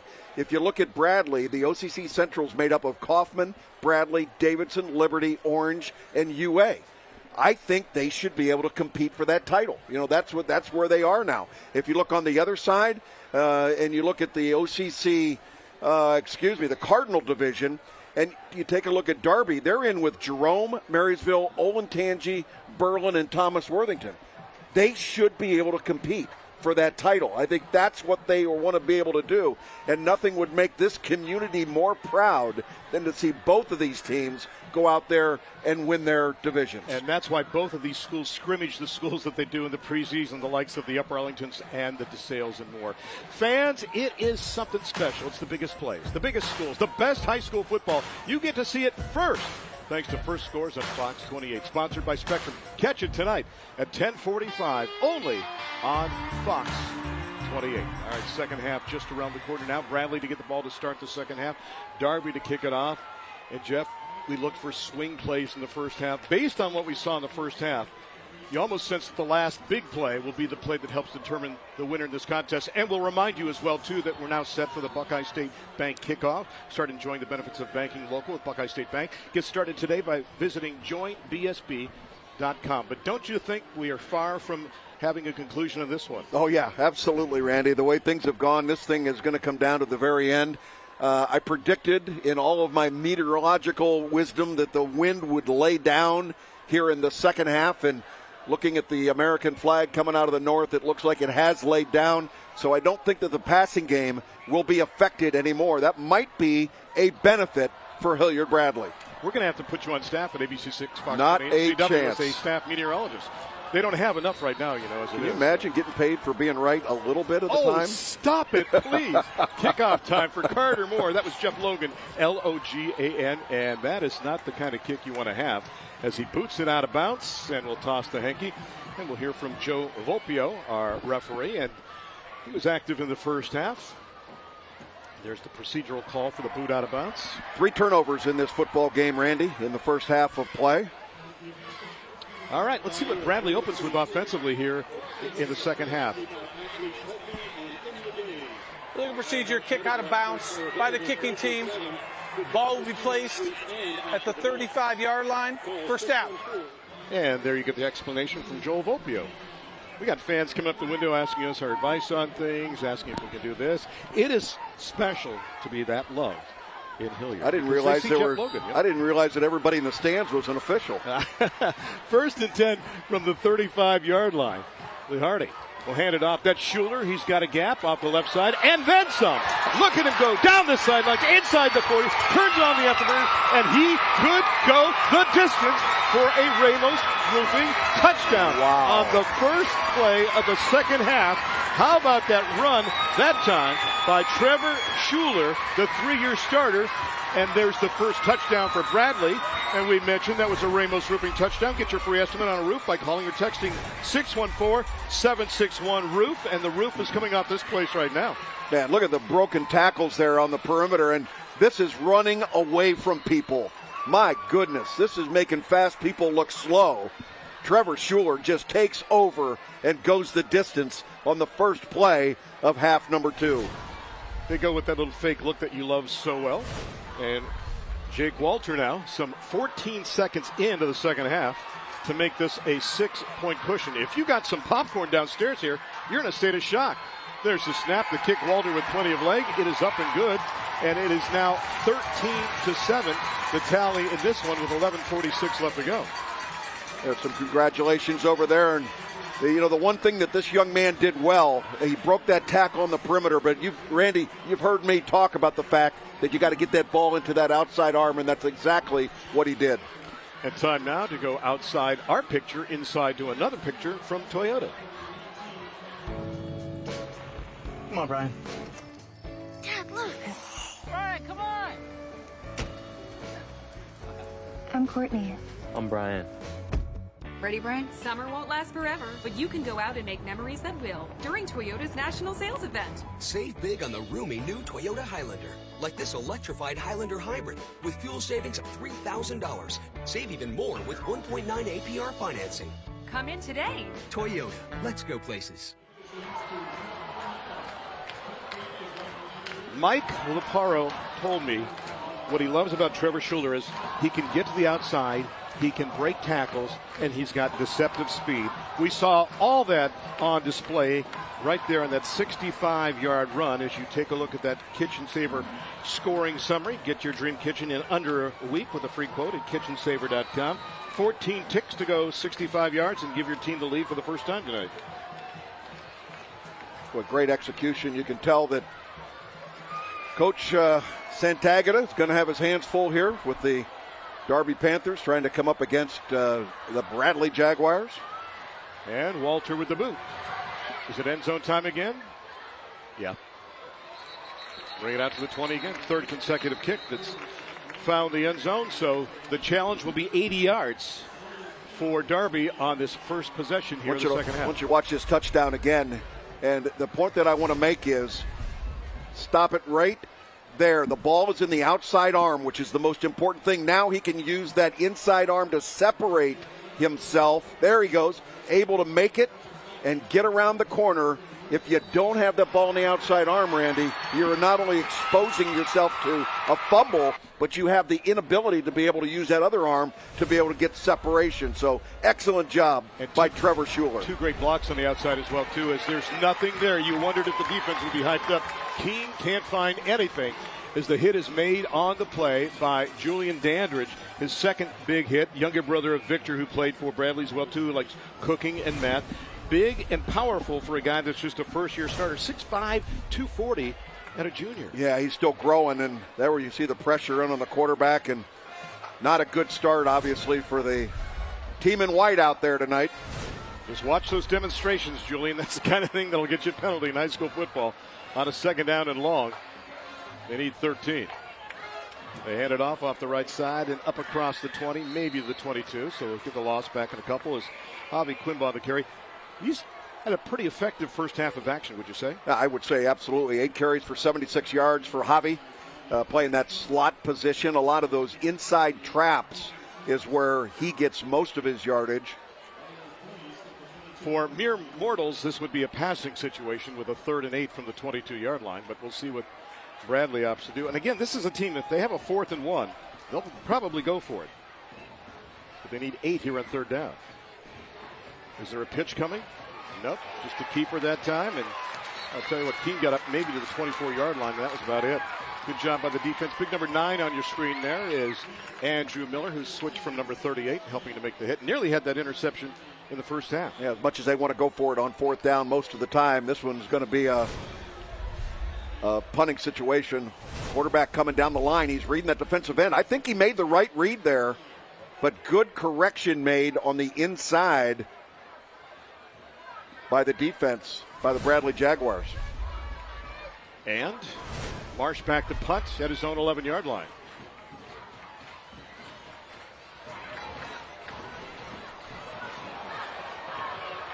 heading for the sidelines. An exit somewhere around the 45-yard line. So a rapid possession for Darby, not the way they wanted to start the second half, but exactly what Bradley has ordered up. And Mike Laparo and company will have the ball back on offense again. What a job Mike has done, too, when you think about it. 12 years as head coach. Last year got his 100th career victory. A guy that was also head coach at Delaware Hayes and North Union, assistant at Reynoldsburg under Kerry Hodakovic and Woody Underwood, and also at DeSales. And just a tyke at the age of 45. And last year you mentioned 6-6. And playoff team, though, really, when you look at it, 6 times pretty much the last 7 years. They've got a Home Appliance Solutions first down at their own 43-yard line. And they shift back to a look with Schuler back deep, some 8 yards almost. He gets the handoff, and you could see they were keying on the quarterback and Schuler across midfield at the 48. Did you notice the mesh point? The DB went for the quarterback and not for Schuler, and that gave Schuler an opening on the left-hand side. They went right back to the same play that they scored the big touchdown on, and that time they're able to come up with about 8 yards. Randy, as you're talking about Mike Laparo and his staff, how about the fact that he was able to add Buddy White to his coaching staff? Those of you that are Central Ohio football fans, as you see this run again, will recognize that name as the longtime head coach at Reynoldsburg. And that was enough for a first down. And Buddy is a guy, too, that he offers that spark, and he offers that wisdom, too. And I think sometimes as a head coach, you're so busy being an administrator, you don't have the hands-on like you want to have with maybe specialties. Like he's handling the wide receivers. He loves that. And the other thing he told me, too, as not being the head coach, he can sleep the night before a game and the night of the game, too. You know, and Buddy White got a great compliment from Coach Laparo in that this wide receiver group fundamentally is as good as any group that he's ever had. A whistle before the third down in 2 play, and a timeout going to be taken by Bradley. So they'll burn it. With 9:05 left to go, we'll step aside as well, too. 13-7, Bradley over Darby. Back with more on the CW Columbus right after this.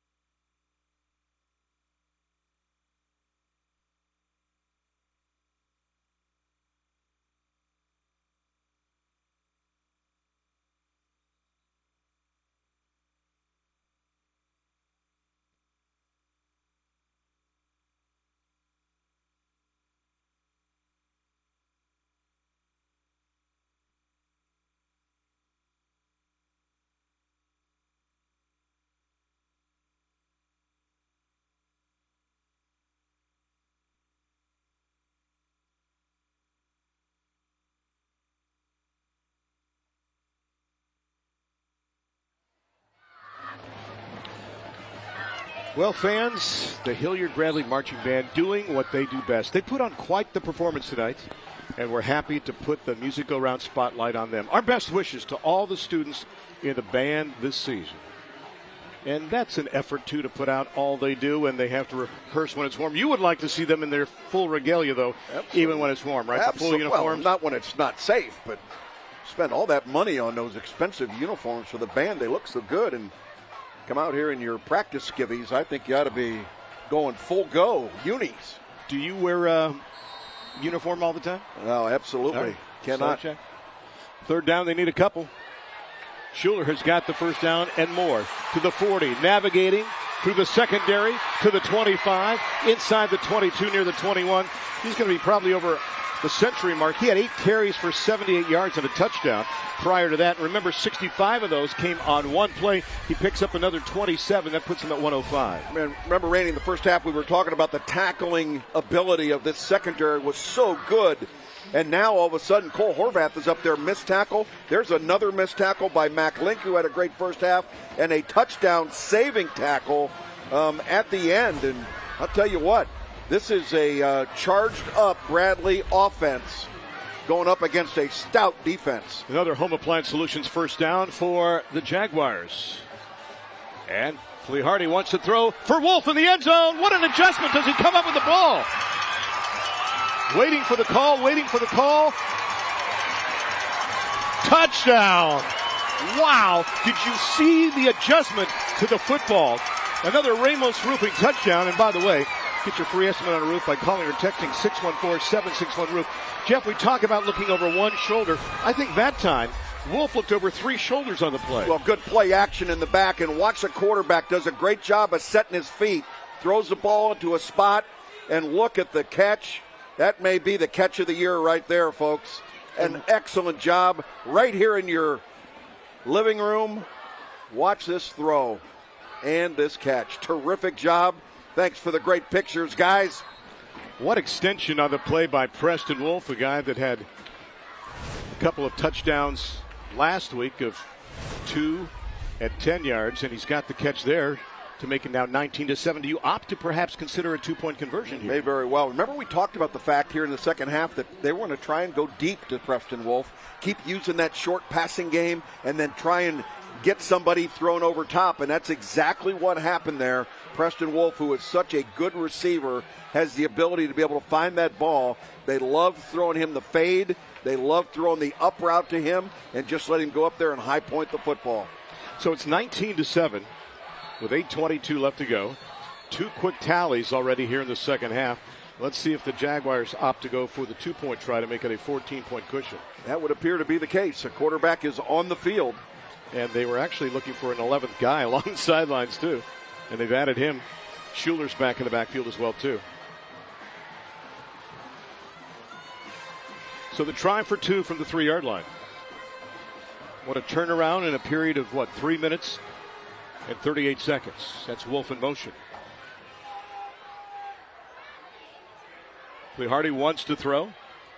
Lobs it up the back of the end zone. The pass incomplete on the play, looking for Wolf along the end line. Coverage on the play for Darby in the person of number 22. That is Mac Link. So the try for 2, no good. I thought they might keep it on the ground to Schuler to go from 3 yards out, and we stay at 19-7. Wolf was tripled on the play, and there was a blitz coming from the backside, and quarterback Braden Hardy really didn't have much time to be able to find a receiver out there. And there's the aforementioned Buddy White right there on the sideline. As you look at the scoring summary here. And that is because our squad from Bradley has scored again. It's a reminder now to take a look at the Kitchen Saver scoring summary. Get your dream kitchen in under a week with a free quote at kitchensaver.com. 4 plays, 57 yards, 119 off the clock. And, you wondered about the Bradley offense. It was just not in sync in the first half. And my goodness, you've seen the power of this team and what they can do when everything is clicking in just over 3 minutes here of quarter number 3. We were talking about Buddy White down there, Randy. The one thing I'll remember most about Buddy White football teams at Reynoldsburg was the athleticism of their receivers, right? And they would throw the ball a lot more than you wanted them to. Absolutely. And but he had such good athletes, and they were so disciplined in terms of what he wanted them to do on routes. And now the ability to just concentrate on that with the receiving core that he has here. What a privilege it is for those guys to be able to have the leadership that they get when they got a guy like Buddy White down there. Will it be the 4th consecutive kick into the end zone from Mr. Walter? We'll find out. Got it teed up at the 40-yard line.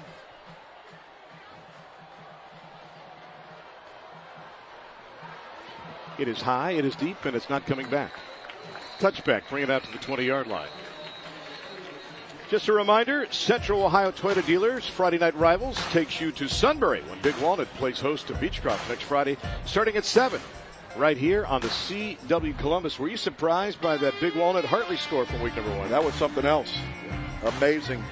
Central Ohio football getting a little bit of a black eye this week with the City League teachers that were picketing and not getting to be able to play in week number 2, but they'll be full go in week 3.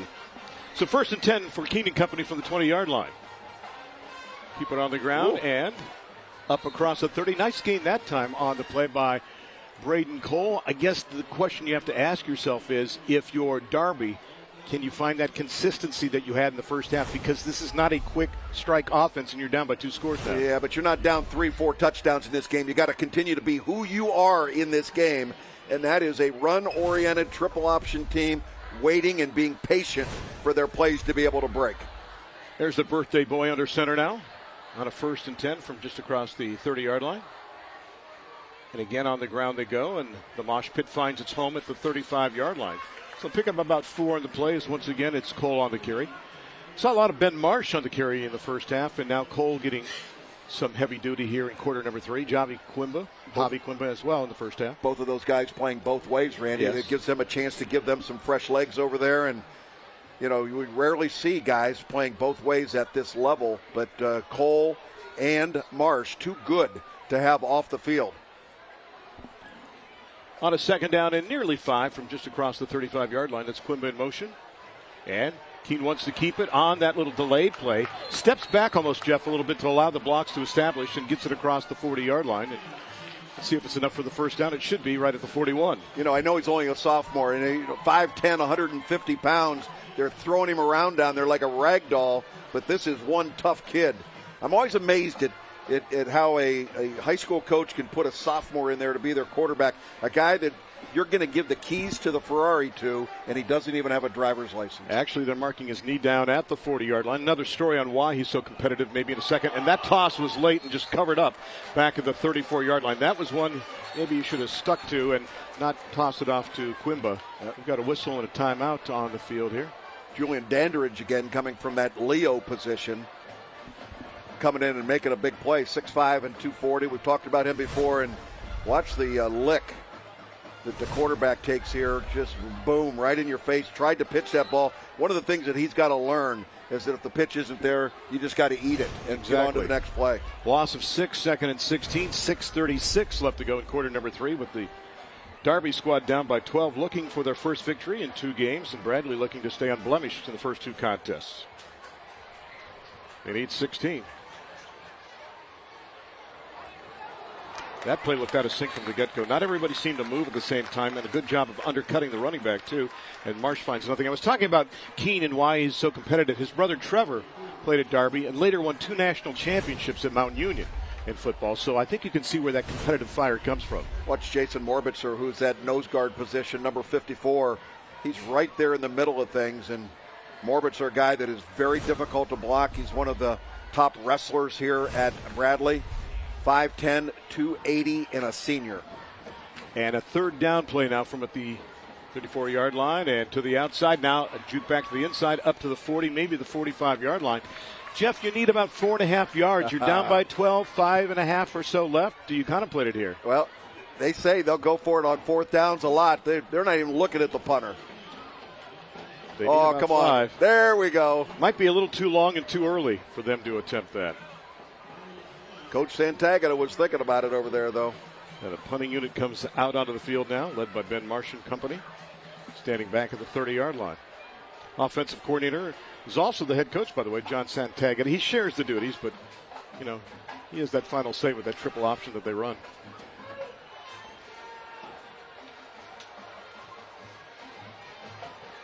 Marsh gets it off, and that one is a good kick. Going to hit inside the 20 and take a nice turn to the right. Be down inside the 17. It was headed for the sidelines and then took a 45-degree turn to the right and got a nice bounce for the Panthers, pinning Bradley deep with 4:54 left to go in the third. Well, they're trying to flip the field here and get field position for this running offense. And, Randy, the key to that is your defense needs to force a 3-and-out. And the one thing we have seen so far from Bradley, from an offensive standpoint here in half number 2, is they have been next to unstoppable on the offense. So the ball rests at the 17-yard line for the Jaguars on this possession. Head coach Mike LaPearl cheering him on from the sidelines. You know, you look at what he's done, too. I like the way he kind of retools from a coaching staff standpoint. You know, adding Brian Thomas a couple years ago and now Buddy White. They've been friends, he and Buddy, for what I think it's about 14 years now. And that time, Flea Hardy, not too certain about the handle, just dives on the back of the 16. He'll lose about 1 on the play. It'll be second down and long from there. Well, if you're going to hope to flip the field here and get a quick 3-and-out, you got a little bit of help from Bradley there. Spitting the bit on the exchange from quarterback to center. You go back to the early days of the high schools, and, you know, it's got to be a struggle to build these football programs. I remember Darby struggled, you know, for the first 3 or 4 seasons, you know, just to get into the win column. And it's nice to see how far these teams have come, Jeff, down through the years, and to see that they are powerful programs now here in Central Ohio. On the ground they keep it. And that one, again, with problems because Schuler lost his balance. Even before, it looked like he got the handoff, and he's going to go down inside the 15-yard line. Good pursuit on the play by Nick Brown, the big defensive end, helping to make the hit. Last week, 3 solos and 3 assists. And last year, 22 solos and 22 assists. Plays to the wide side of the field. A captain, one of the 4 I believe they have. He's also a young man who likes hunting and skiing and science. His dad played for Hilliard High School back in the 80s. That's right, when there was one. Think about how far we've come. Hilliard with 3, Olentangy with 4, Westerhill with 3, Dublin with 3. And down number 3. Hopefully Hardy across the middle has his man on that slant. Out to the 20 to the 25-yard line. That's McCall, but he's shy of the sticks by just a couple yards, Jeff. Yeah, you can look all you want to and point that football, but you did not get the first down. And that's one of the things, as a receiver standpoint, your responsibility is to get this upfield. Right now, he's got to be moving upfield to get the first down. Do not run laterally there, and it's going to bring up punt formation. So this is a victory for the Darby Panthers. Horvath with the hit. Link is back deep to receive the punt from Alex Coons. From the 15 he goes. A line drive affair, and actually near side it's going to go. The second returner, and that is Lincoln. There's a flag on the play, too, or a marker perhaps. That's just a marker to start the possession of the 36-yard line. Correct. So that'll be picked up. And now, when you look at it, Jeff, it looks like Darby kind of got what they wanted to. They moved the ball up a little bit, shortened the field for them with 2:51 left to go. And if they can get some holes on that offensive line, perhaps they can get that score and make this a one-touchdown game. Well, they can thank their defense. That was a tall task for them as hot right now as the Jaguars have been on offense here in the second half. Able to get the 3 and out, put your offense in a position now, and full playbook here, guys. Darby last year, here's a stat for you, were 8-1 when they scored 16 points or more. I can tell you they're 0-1 this year when that happened. And they go off the right side across midfield. Marsh down to the 49, almost to the 48-yard line. Great gain, setting up that second down and short. And again, the theory for Darby in offense, if you're just joining us, 3 yards, 3 yards, 3 yards, and we'll contemplate going for it on 4th down. They want to shorten this game. They felt that Bradley was more explosive offensively, although Darby did have the upper hand in the first half. Again, if you get yourself into that secondary, though, it can create some big plays. We've seen long runs tonight already from Ben Marsh. We've certainly seen Sage Keene, the quarterback, with some long runs. Second down, they need a couple from the 49. That's Quimba in motion. And Keene will keep it. That's got to be a hard decision to wait that long and then pull the ball out of the belly of the running back. Yeah, part of the benefit is obviously running John Santagata's program as he did a year ago as a freshman football player, so knows a little bit about it. But from a running back standpoint, you can't clamp down on that thing. I think that the mesh point there and the ability for these teams to be able to run it as efficiently as they do is remarkable.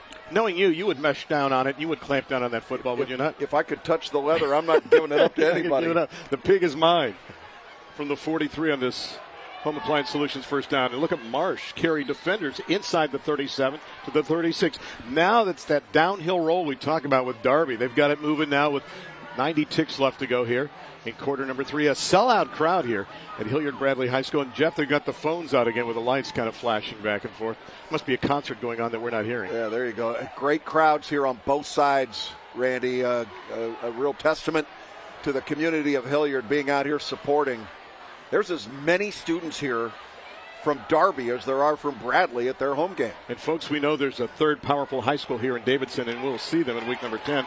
And that is going nowhere because circling around to get in the backfield right away to make the hit was Julian Dandridge. He just came around from the outside and helped make the hit on the play. Well, he's an active football player, and again, just a junior at 6'5", 240. Young man still growing into himself, but he's got length. And he just does a really good job of shedding the blocker and able to make the play. Big play here. It's third down. The ball resting at the 37-yard line. They need to get it inside the 33. And here you've got to think it is 4-down territory if they're close with under 35 seconds left in quarter number 3. That's Quimba in motion again. And Keene again to keep and just puts his head down, burrows to the 32, and that will stop the clock momentarily and give them a first down. Pretty impressive for that young man. Again, reading the defense, puts the ball in the belly of the fullback. If they crash down on the fullback, he's going to pull it and follow that fullback into the hole, and that's exactly what happened there. And Jeff, you made a good point too. Last year he was playing freshman football. It's not like he was playing JV. He went from freshman football now to being the varsity starter against one of your rivals in week number 2. It's a big stage under the lights here in a rivalry game. Can they get off the play the winning moments of quarter number 3? Yes, they can. And that's Keene, and he's got a gainer to the 25-yard line. They'll take 5 every time, and we'll take 5. We'll take a break at the end of quarter number 3. It's 19-7. Bradley on top of Darby. We'll take a break on Central Ohio Toyota Dealers Friday Night Rivals, presented by Columbus State Community College, right here on the CW Columbus.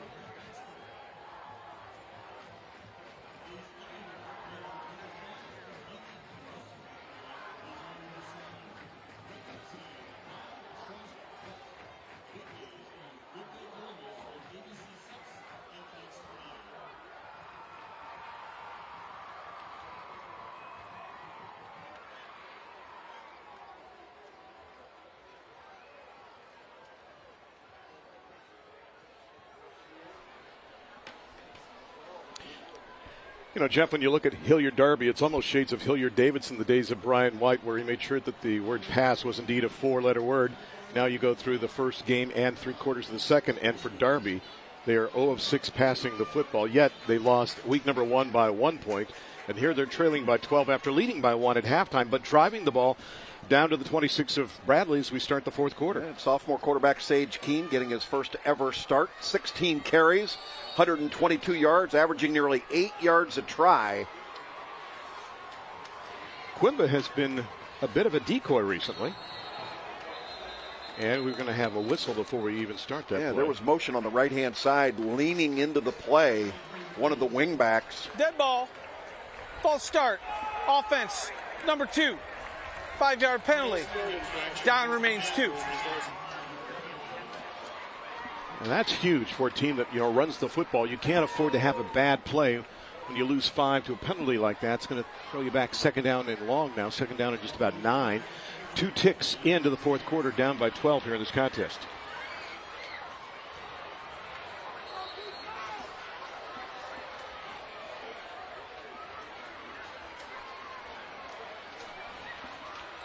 Had to reset the clock because, in essence, that was a dead ball foul, so no time should have evaporated off the clock, so we'll reset it to 12 minutes.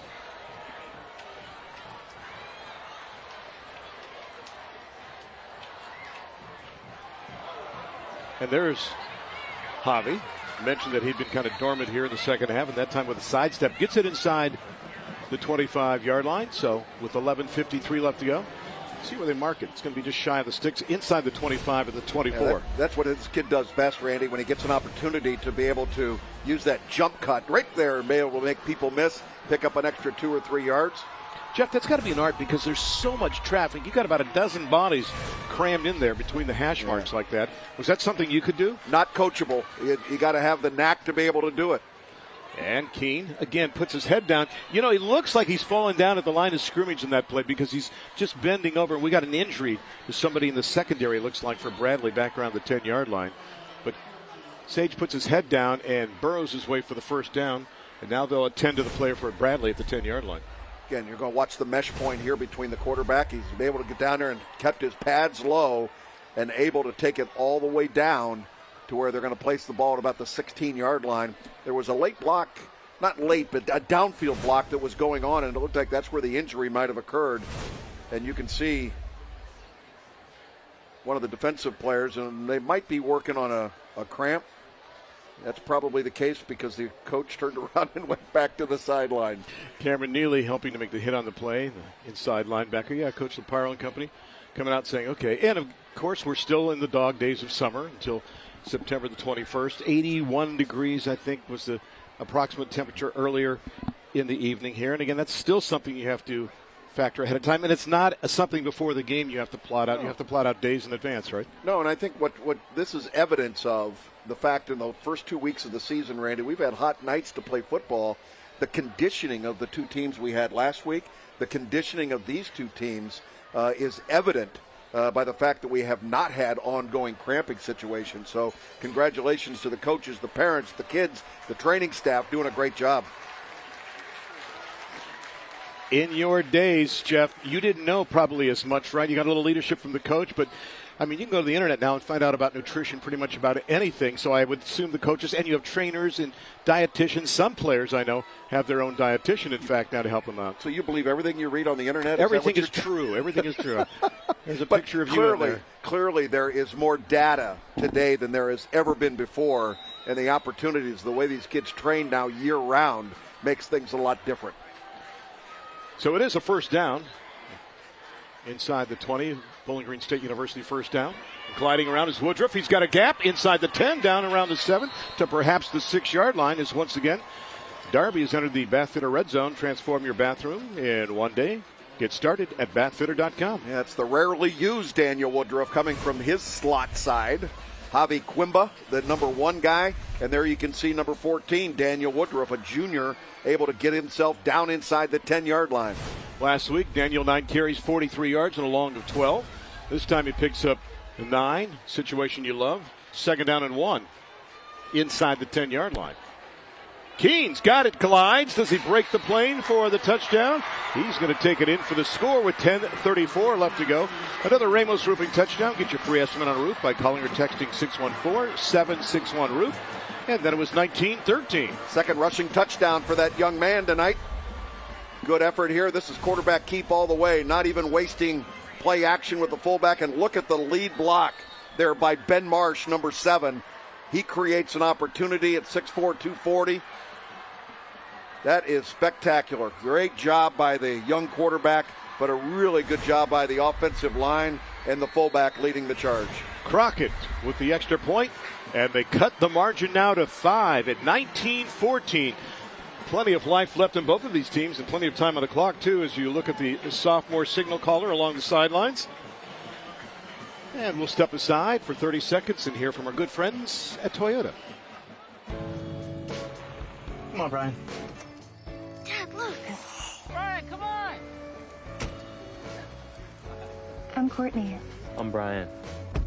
Ready, Brian? Summer won't last forever, but you can go out and make memories that will during Toyota's National Sales Event. Save big on the roomy new Toyota Highlander, like this electrified Highlander Hybrid with fuel savings of $3,000. Save even more with 1.9 APR financing. Come in today. Toyota, let's go places. 19-14 the tally now is Darby with a statement on a night where you couldn't ask for a better crowd, better conditions for high school football. Week number 2. One team 1-0, the other one 0-1, and the difference for the losing team was just 1 point last week in the last minute of a game when you encroach and allow the other team, Jeff, to cut that distance in half and go for a 2-point conversion. Isn't that crazy? Wow. You think of the little errors that you make in a football game that can be deadly on that scoreboard, and that's exactly what occurred a week ago. And Bradley hung on because Berlin made a comeback, the Olentangy squad. Whoa. Look at this, an onside kick, and you got to scoop it up. Do they get it? Look at that play made that time by number 22, and that is Mac Link. And that had to be the loneliest feeling waiting for that ball to come down. And a good surprise that time by a team that's not known for its tricks. Boy, look at the excitement across the way.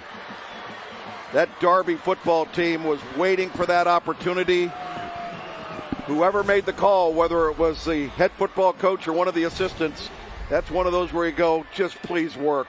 And you can see this is designed from the very beginning. I thought maybe that they were going to let that ball get out of bounds and not be able to catch it. An excellent job by the kicker being able to get the ball out there. That was a terrific opportunity. Carter Moore, who's also a wideout, is the kickoff man, and that was a perfect execution there by him. And Keene on the keeper, and Sage maybe advances from the 45 to the 42-yard line. But now Darby is where they want to be. They've got the ball, the short field, like they had in the first half as you check out that scoring summary. See 10 plays, 57 yards, just over 4 minutes left to go on that drive. And you get your dream kitchen in under a week with a free quote at kitchensaver.com. So on that first down play, they advance from the 46 down to the 42, and they're right on the path that they want to take right now. If they're Darby, as Coach Santagan and company look on. He's got a birthday coming up on October 1st, so the 51-year-old will be a year older. A game like this will age you, though, a lot more rapidly, I think. Marsh in the backfield. It's Woodruff on the wing, and Quimba on the other wing in motion, and we got a flag. Do we have motion too early again? Joe Volpio is going to check it out. And the legendary referee will let us Dead know. Ball. False start. Offense. 5-yard penalty. Down remains 2. Right, that's one of the things that they're going to need to work on a little bit. And again, having that sophomore quarterback in there with a different cadence than maybe what you're used to. You got guys leaning on the play, and it'll take time.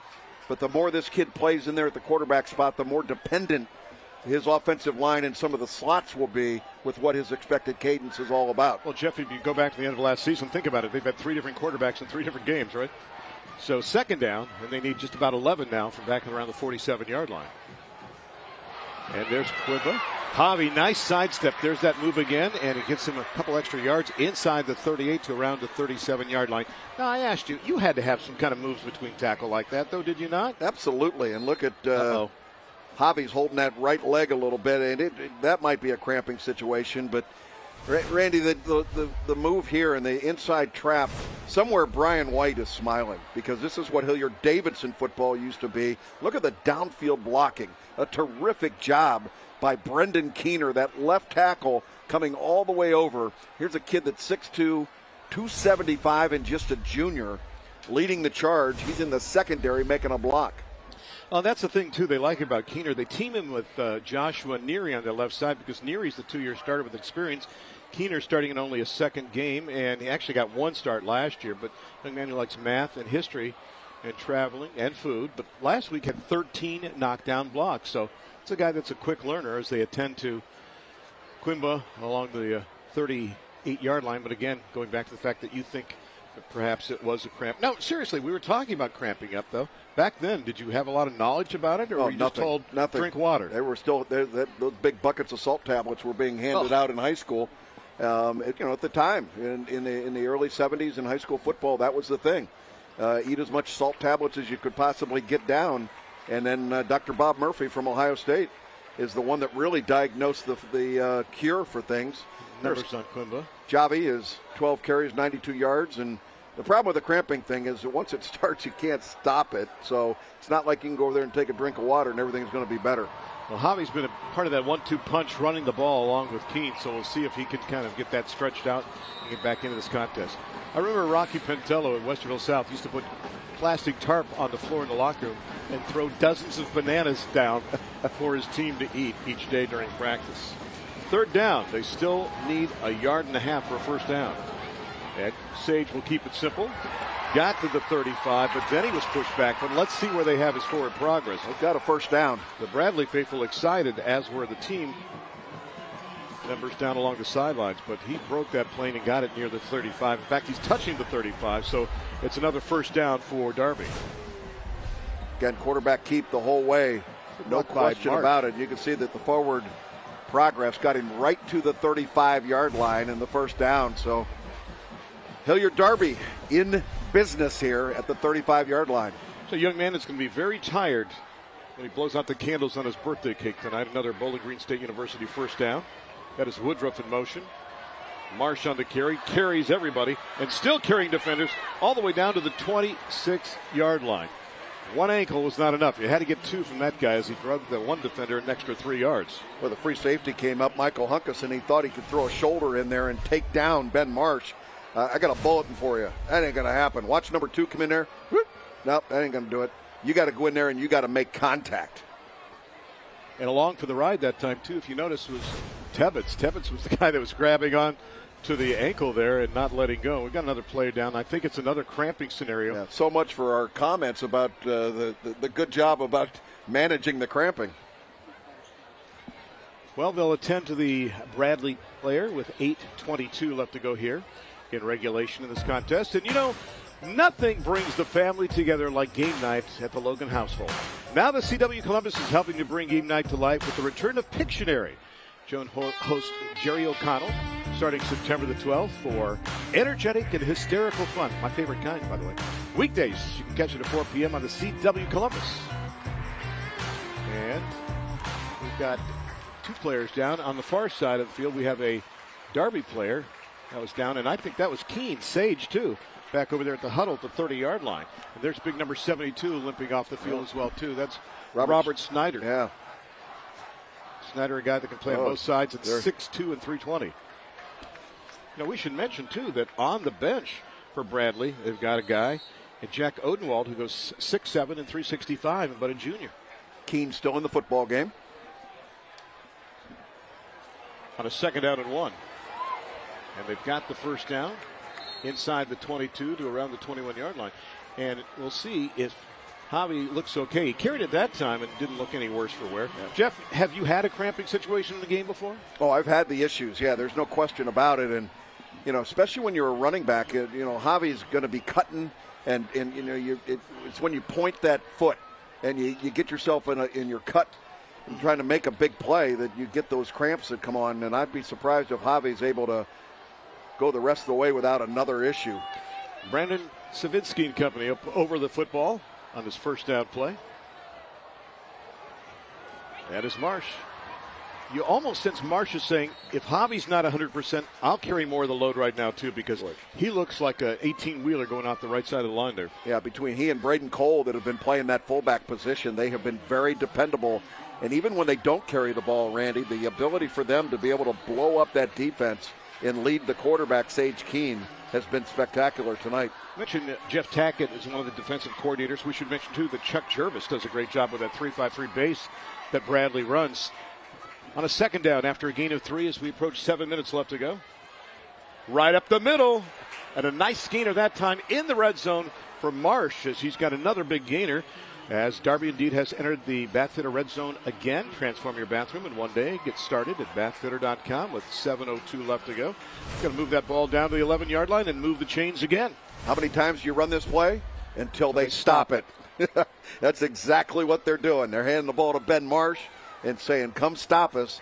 And quickly he gets into that second level of the defense. Well, you talked about conditioning. Jeff, when you're used to doing this offensively like Darby does, I would think you have the upper hand in that category simply because you're used to the physical beating that you put out there.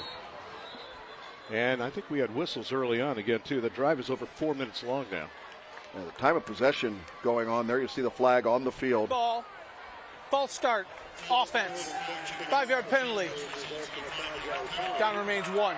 Now, Jeff, I'm going to ask you this at point blank. Are they doing that, or are they sensing something or seeing something that maybe we're not seeing up here? Because has Darby been going through the false starts that many times? Oh, yeah. I think you get guys leaning. And a lot of times it's that wing back, the slot back, that is trying to get that extra step just a little bit early.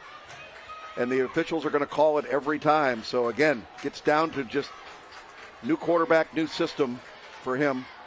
Coming around, getting the handoff, and getting inside the 12-yard line. That is Javi Quimba, and he's got it down to maybe around the 12-yard line. And, again, we say the 12, and we'll say it's 2nd down and 11. But, in essence, it's 12 yards because they need that touchdown with under 6 minutes left to go on a drive that's approaching 5 minutes in length now. Been very impressive the way that the offensive line has been able to manhandle the defense here in the second half with their running game. Not even a remote chance they're thinking of throwing the football. I was going to make a Jeff Logan prediction and say they're not going to put the ball up on this drive. You can take it to the bank. On the handoff, not a whole lot there. Great job that time by the Bradley defense to sniff it and break the nostrils and knock down Marsh after a short gain. Now you're looking at a situation where you're at the 11-yard line. You're back to the original line of scrimmage, but now it's 3rd down and 10. You've got a wide side of the field to the far side. is it team time here?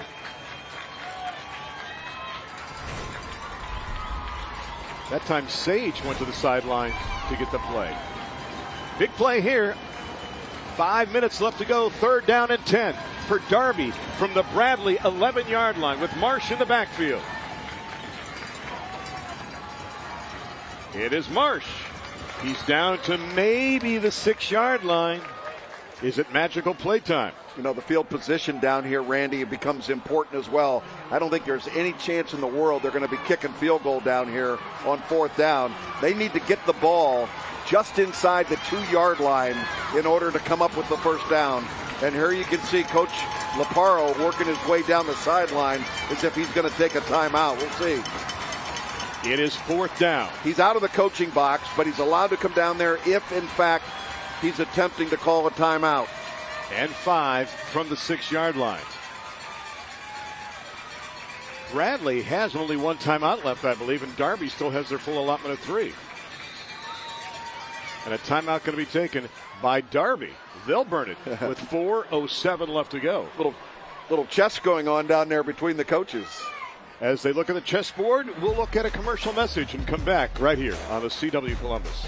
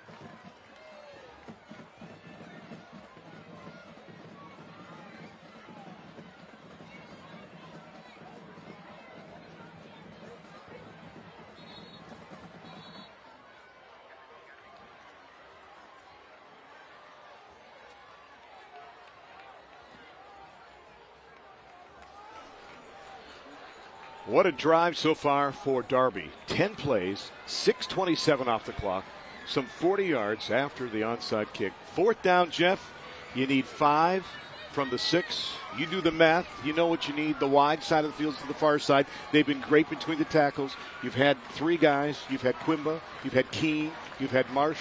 Now you have to call. Yeah, this will be interesting. I like the fact, giving the ball to the big guy, Ben Marsh, let him carry it. But they have had such great success with that young man right there, number 15, Sage Keene. We'll see what happens on so far the biggest play of the game out of 15 big plays we've had already. Braden Cole in at the fullback position instead of. And now let's see if Bradley takes that third time out. And they do. Yep. They wanted to see the set. You mentioned, too, when Laparo went down the sidelines, I thought that was a precursor that if they didn't see Darby take the timeout, they would take it to see the alignment. Now, if you're Darby, do you go ahead then and change what you were going to run? We'll see what happens here with 4:07 left to go. And it's just around the corner, folks. The biggest plays, the biggest schools, the best high school football, period. You get to see it first on First Scores on Fox 28. Don't forget the preview show as well, too, for the Football Fever. That's coming up Friday, September the 2nd at 7 p.m. on ABC6. And you were talking to Clay Hall before the contest, too, about the big matchup with Notre Dame. You guys will have that great preview as well, too. I know you work on radio. Clay's doing a great job with TV with the entire crew. What do you think about the Buckeyes and that school in South Bend? Well, I think your Ohio State football team is very, very talented. That's obvious, and they've got so much that they've got to deliver on a defensive standpoint. And, Randy, the expectations are so high that if you don't play for a national championship, it is considered a failure. Think about that. From the 6, Darby took a timeout. Bradley took a timeout. You had a timeout. Get out of your Toyota, come back into the living room, and get ready for this 4th down play from Darby. They have 2 timeouts left, Jeff, even if they can't score here. If they can stop Bradley, they can get it back again, but it has to be something they get via the run because they have not shown the propensity to pass the football. They've had some success being able to run that quick pitch, throwing that ball out there to Have Quimba. There you can see the quarterback, Sage Keene, looking deeply into that defense. And we're going to get another timeout here. Who's going? There's the trophy. That's the orb that awaits. If you cross the goal line, you could just pick it up and head home, perhaps. We'll see what happens. 4th and 5 from the 6. Marsh back in there at fullback. Woodruff in motion. Toss goes to Woodruff. Gets it inside the 5 to maybe the 3, and that is it. And Bradley holds with 4:01 left to go. There you see the celebration from Cameron Neely and company. Bradley shuts it down inside the 5. They get it back. 4:01 left to go. And the locals are extremely happy. Yeah, that's that quick pitch play that I was talking about, and looked like it was open, but very quickly the defense closed the gap, and there is a huge play in the secondary. But Cameron Neely, the strong side linebacker, number 14, came in to make the play, and that is the play of the game from a defensive standpoint by this senior. Now, Jeff, if Darby gums it up inside, do you contemplate that little pass to Wolf just to free it up if you need that first down to move the sticks? Very dangerous throwing the football and stopping the clock here and giving Darby another chance to have the ball. Look how wide the wideouts are. They're throwing from the end zone. The pass is complete to the far side of the field. And guess who it goes to? Wolf. And again, it'll stop the clock as the receiver went out of bounds after he caught the ball. And one of the things that they want to do is they obviously want to continue this drive down the field, but they also want to be aware of the clock and try and run that clock down as best they can. Bradley with no timeouts. They don't need anything right now. And Darby with 2. Bradley treating their short passing game as their running game. Flea Hardy on the delay. There's the speed of a guy that can run the 200. Jeff, he should have been brought down back at the 4-yard line, but he beat everybody to the corner, got out across the 10-yard line. We'll see where they mark him down with 3:42 left to go. They're going to mark him at right around the 11-yard line. So it's going to be short of the sticks with 3:30 left to go in regulation. Boy, what a huge play this becomes on 3rd down. Again, this is looks like an obvious running situation, but this is where they pass the ball so well with that quick pop pass to Preston Wolf. And he goes on an island to the top. Tight set otherwise. Confusion at the line of scrimmage.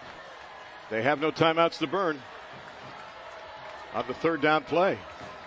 They hand it off. Schuler's got the ball. Schuler bounces off defenders. Schuler's across the 15-yard line, and he's got the first down. What a job that time by Trevor Schuler. That is a guy that can sense and smell the sticks. We talk about having that kind of skill. You had it as a running back, and Trevor's got it as well. Look at his heads-up vision there, trying to find that hole, and he knew where that first down marker was and was able to get himself running north and south as soon as he possibly could, and they keep the drive alive. And now if you're Darby, do you wait till after 2nd down to perhaps burn your second timeout? And they're going to burn that clock. This is where you watch the back judge. His hand just went up, meaning 5, 4, 3, 2, 1. On the out, it's Wolf again. Darby's running play is a Darby running play. Yeah, Bradley's running play is the out pattern. It's just a quick shot out there in the flat. That consumes the clock, and a smart play by Preston Wolf to get down and not go out of bounds and stop that clock. Forcing Darby to take their second timeout. But also a huge gain for Bradley with a little sigh of relief now because Jeff at 2nd and 2 as he picked up 8 on that play. We have to pick a player of the game. My goodness, there's been more twists and turns than a roller coaster at Cedar Point here when you think about this contest. Early on, the upper hand went to Darby in this game. They're up 7-0. Then a couple field goals by Walter. Walter, a young man who lost his mom earlier today. Then you have Sage Keene running the offense, who turned 16 today for Darby in this contest. And then you see the second half where Bradley, with 2 rapid touchdowns in the first few minutes, get the upper hand. Darby comes down, gets the score. Then they drive again in a drive that takes about 6 minutes. And they come up shy, in fact, closer to 7, according to Jake Stewart, our statistician. and come up shy by about 2.5 yards. Yeah, Braden Flehardy has been as good as advertised. A very impressive young man, but a difference maker on the offense has certainly been Trevor Schuler here in the second half. And Flehardy will just keep, and he's brought down. Marsh and company whip him down at around the 22-yard line. Let's see if Darby burns another timeout. Quick timeout there. The thing I like about Flehardy is, yes, he started last year, but Jeffy's still a junior. Okay, he was a sophomore last year, but the composure and leadership that he shows is something that is effervescent and something that, through osmosis, these other guys haven't. And then you look at Schuler in the backfield, and then Wolf as well, too, and the strength of that defense and what they've done. I mean, they've got the complete package. Yeah, I don't think we saw them put it all together, though, tonight. No, I think both of these teams have a very high upside in the OCC conference. I think that both of them that will compete for the championship in their separate divisions of the OCC. So it should be interesting as they go along. The Darby Panthers next week have Westerville South at home, and looks like Westerville Central is on the schedule for Bradley. I like how they do that with communities. The Hilliards played, the Olentangy's there in week number 1. You've got that. And you and I in our schedule, by the way, in week 4 have Westerville against Dublin, and again in week 5 because we've got Westerville South against Dublin Scioto. Then in week number 5 we've got Westerville Central against Dublin Coffin. So a lot of fun when it comes to scheduling in the OCC. Almost as fun as baseball next year when everybody plays everybody else. In fact, at the same time. No, I'm just kidding. So here's a big play now. As you look at it, 3rd down and 2, no gain. But again, no timeouts left for either team. This is pretty much do or die right now for that Darby defense, and for Bradley, perhaps a sigh of relief. They'll hand it off. Schuler trying to turn the corner, and Marsh rides his back, brings him down. You can celebrate, guys, but you have to get off the field. And now that Bradley defense could be tested one more time. But if you're Darby, Jeff, you've only been able to run the football. So if you pick up 5 or 6 at a time, it might not be enough time. Yep, no timeouts remaining. They'll let this clock run all the way down. Try and get the punt off as soon as the back judge puts that arm up.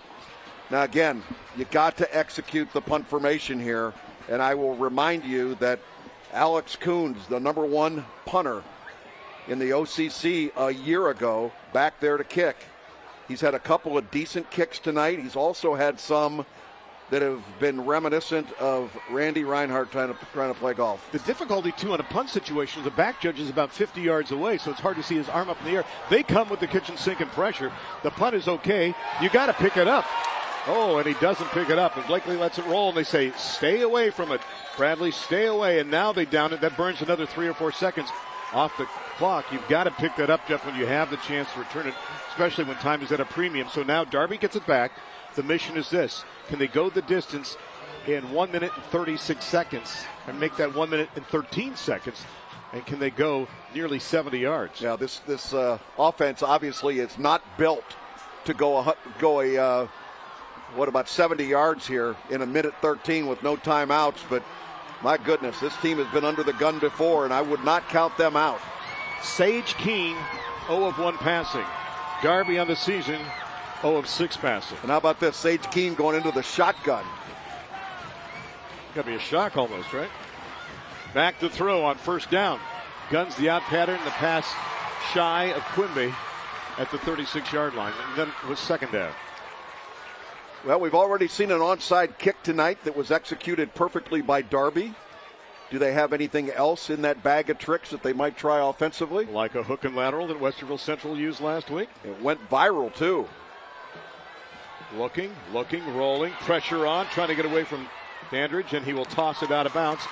And again, it is not downing the ball as long as you take that geometric line and extend it beyond the sideline if you have to, and the ball gets it back to the neutral zone or the line of scrimmage.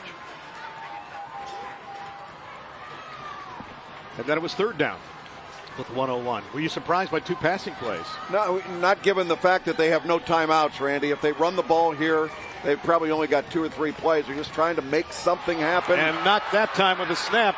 And they try to cover it up, and it's going to be Bradley with the football, and that is going to end it. The recovery made on the play for the Jaguars by big number 54, Jason Morbitzer. The nose guard, returning starter. They call him Panda. And this time the big bear is hugging the football. You talk about being taken out of your comfort zone. They had to go into the shotgun. This is not what Darby football is all about. Watch here. getting ready. Snap comes back, quarterback not ready. Again, this is just not being in their comfort zone for what they do. And you can put the dog in the truck, guys. The hunt is over. With 55 ticks left in this hard-fought crosstown rival. Is 4 miles crosstown? In this case, I guess it is. Coach Santaga thinking of what could have been in this game. His team fought valiantly in this contest. Anthony Hardy taking the knee. And what a performance by both of these squads, week number 2.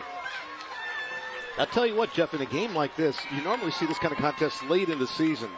But these two teams fought tooth and nail in this one. And Darby, well, I hate to say it, but they could be the best 0-2 team you'll see, especially when you insert a sophomore at quarterback like they had with Sage Keene tonight and for Bradley. Again, I think they're just scratching the surface of the talent they have on this team. They got a high ceiling, in my opinion. Congratulations to the Jaguars, though, on the win. But I'll tell you what, both of these teams deserve a lot of credit tonight because there was a lot of heart out there. Very, very special. And how about that performance by Mr. Schuler? Trevor doing a great job. He had that big 65-yard touchdown run to start the second half.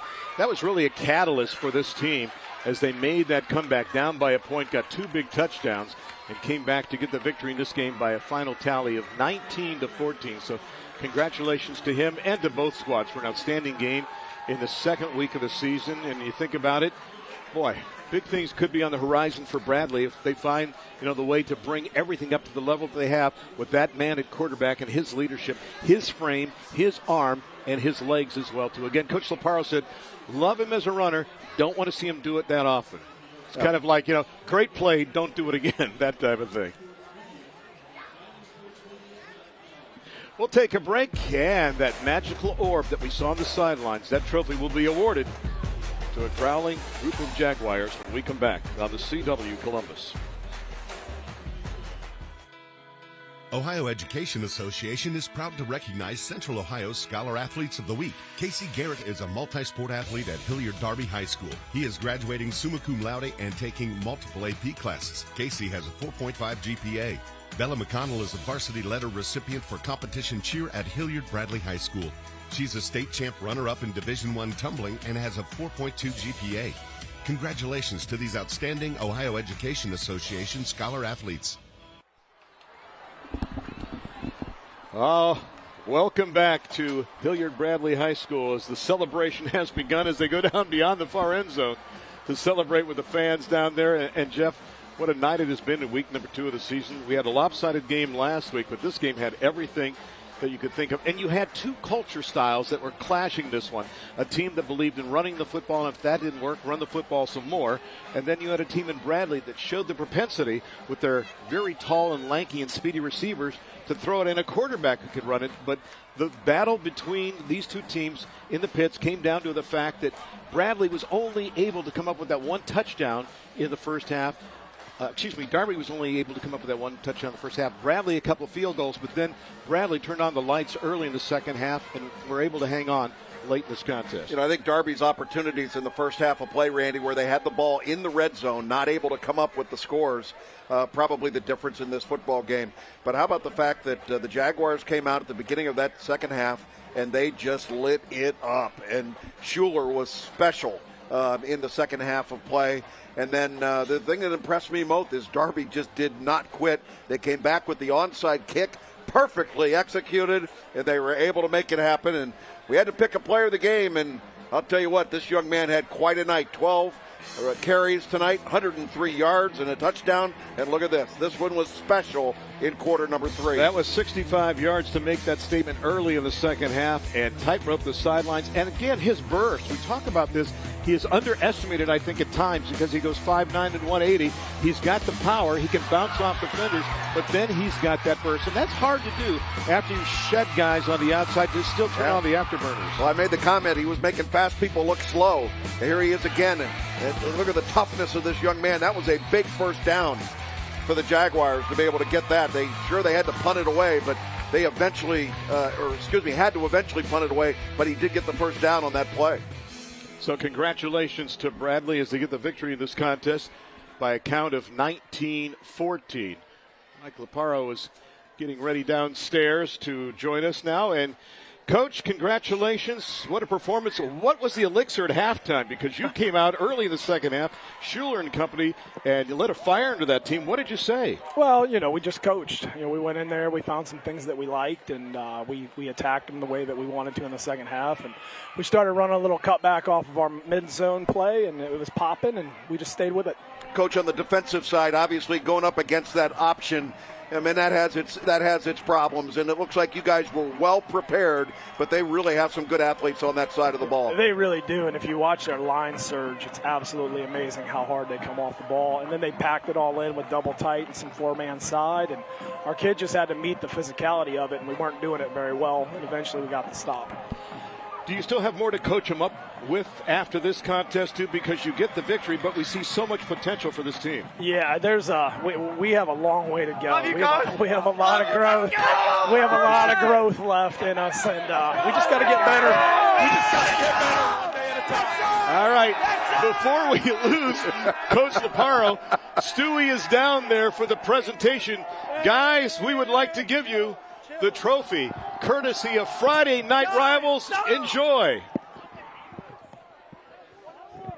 That's a good one. That's a fun evening for those young men. They're celebrating with their coach. That's good to see, Randy. I thought they ate the football for a second there. They get the trophy and they get the victory by a tune of 19-14 in this one, and a great performance. You mentioned, too, I think the defense gets overlooked when you talk about all the firepower that they have on offense. You sometimes forget about the fact that their defense can negate another squad. You look at the total offense in this contest, and again, for the Panthers, they outgain the Jaguars, but all the yardage on the ground, no passing yards, and only one pass attempt until that final drive. We talked about the balance. Last week they ran 28 pass plays, 27 rushing plays. In this contest, you can see it's not quite 50-50, but again, the balance that you're looking for. The 3 miscues by Darby, the Jaguars with just 1, and the final score in this contest, 19-14. Yeah, Randy, they had 3 turnovers a week ago in their game, speaking of Darby, and that is something you cannot do if you're going to play championship football. And I think that's one of the things that Coach John Santagata's got to have his football team take care of the football as you look at our next week's schedule. City League against the OCC. Beechcroft, hopefully City League schools have their feet on the ground. We'll have Beechcroft at Big Walnut, that brand new stadium, a new school they have up there. Coach Page company doing a great job. Coach Simmons doing the same for the Cougars. That's coming up next weekend. Sir, it's been a pleasure. Can I have you come back next time? Good to be with you. And talk to your agent. We appreciate his time, and Jake Stewart, a statistician. Another edition of Central Ohio Toyota's Friday Night Rivals has come to a close. We would like to extend a thank you to all of our sponsors, to Dean Marini and the Magical Image Video Production Team. They do a fabulous job every week. And join us next Friday at 7 p.m. when Beechcroft travels to Sunbury to take on the Eagles of Big Walnut. It's been a great night of football. Hilliard meets Hilliard, standing room only, and it came down to the final drive, the final plays. Bradley gets the victory, 19-14 in week number 2. We'll say it one final time.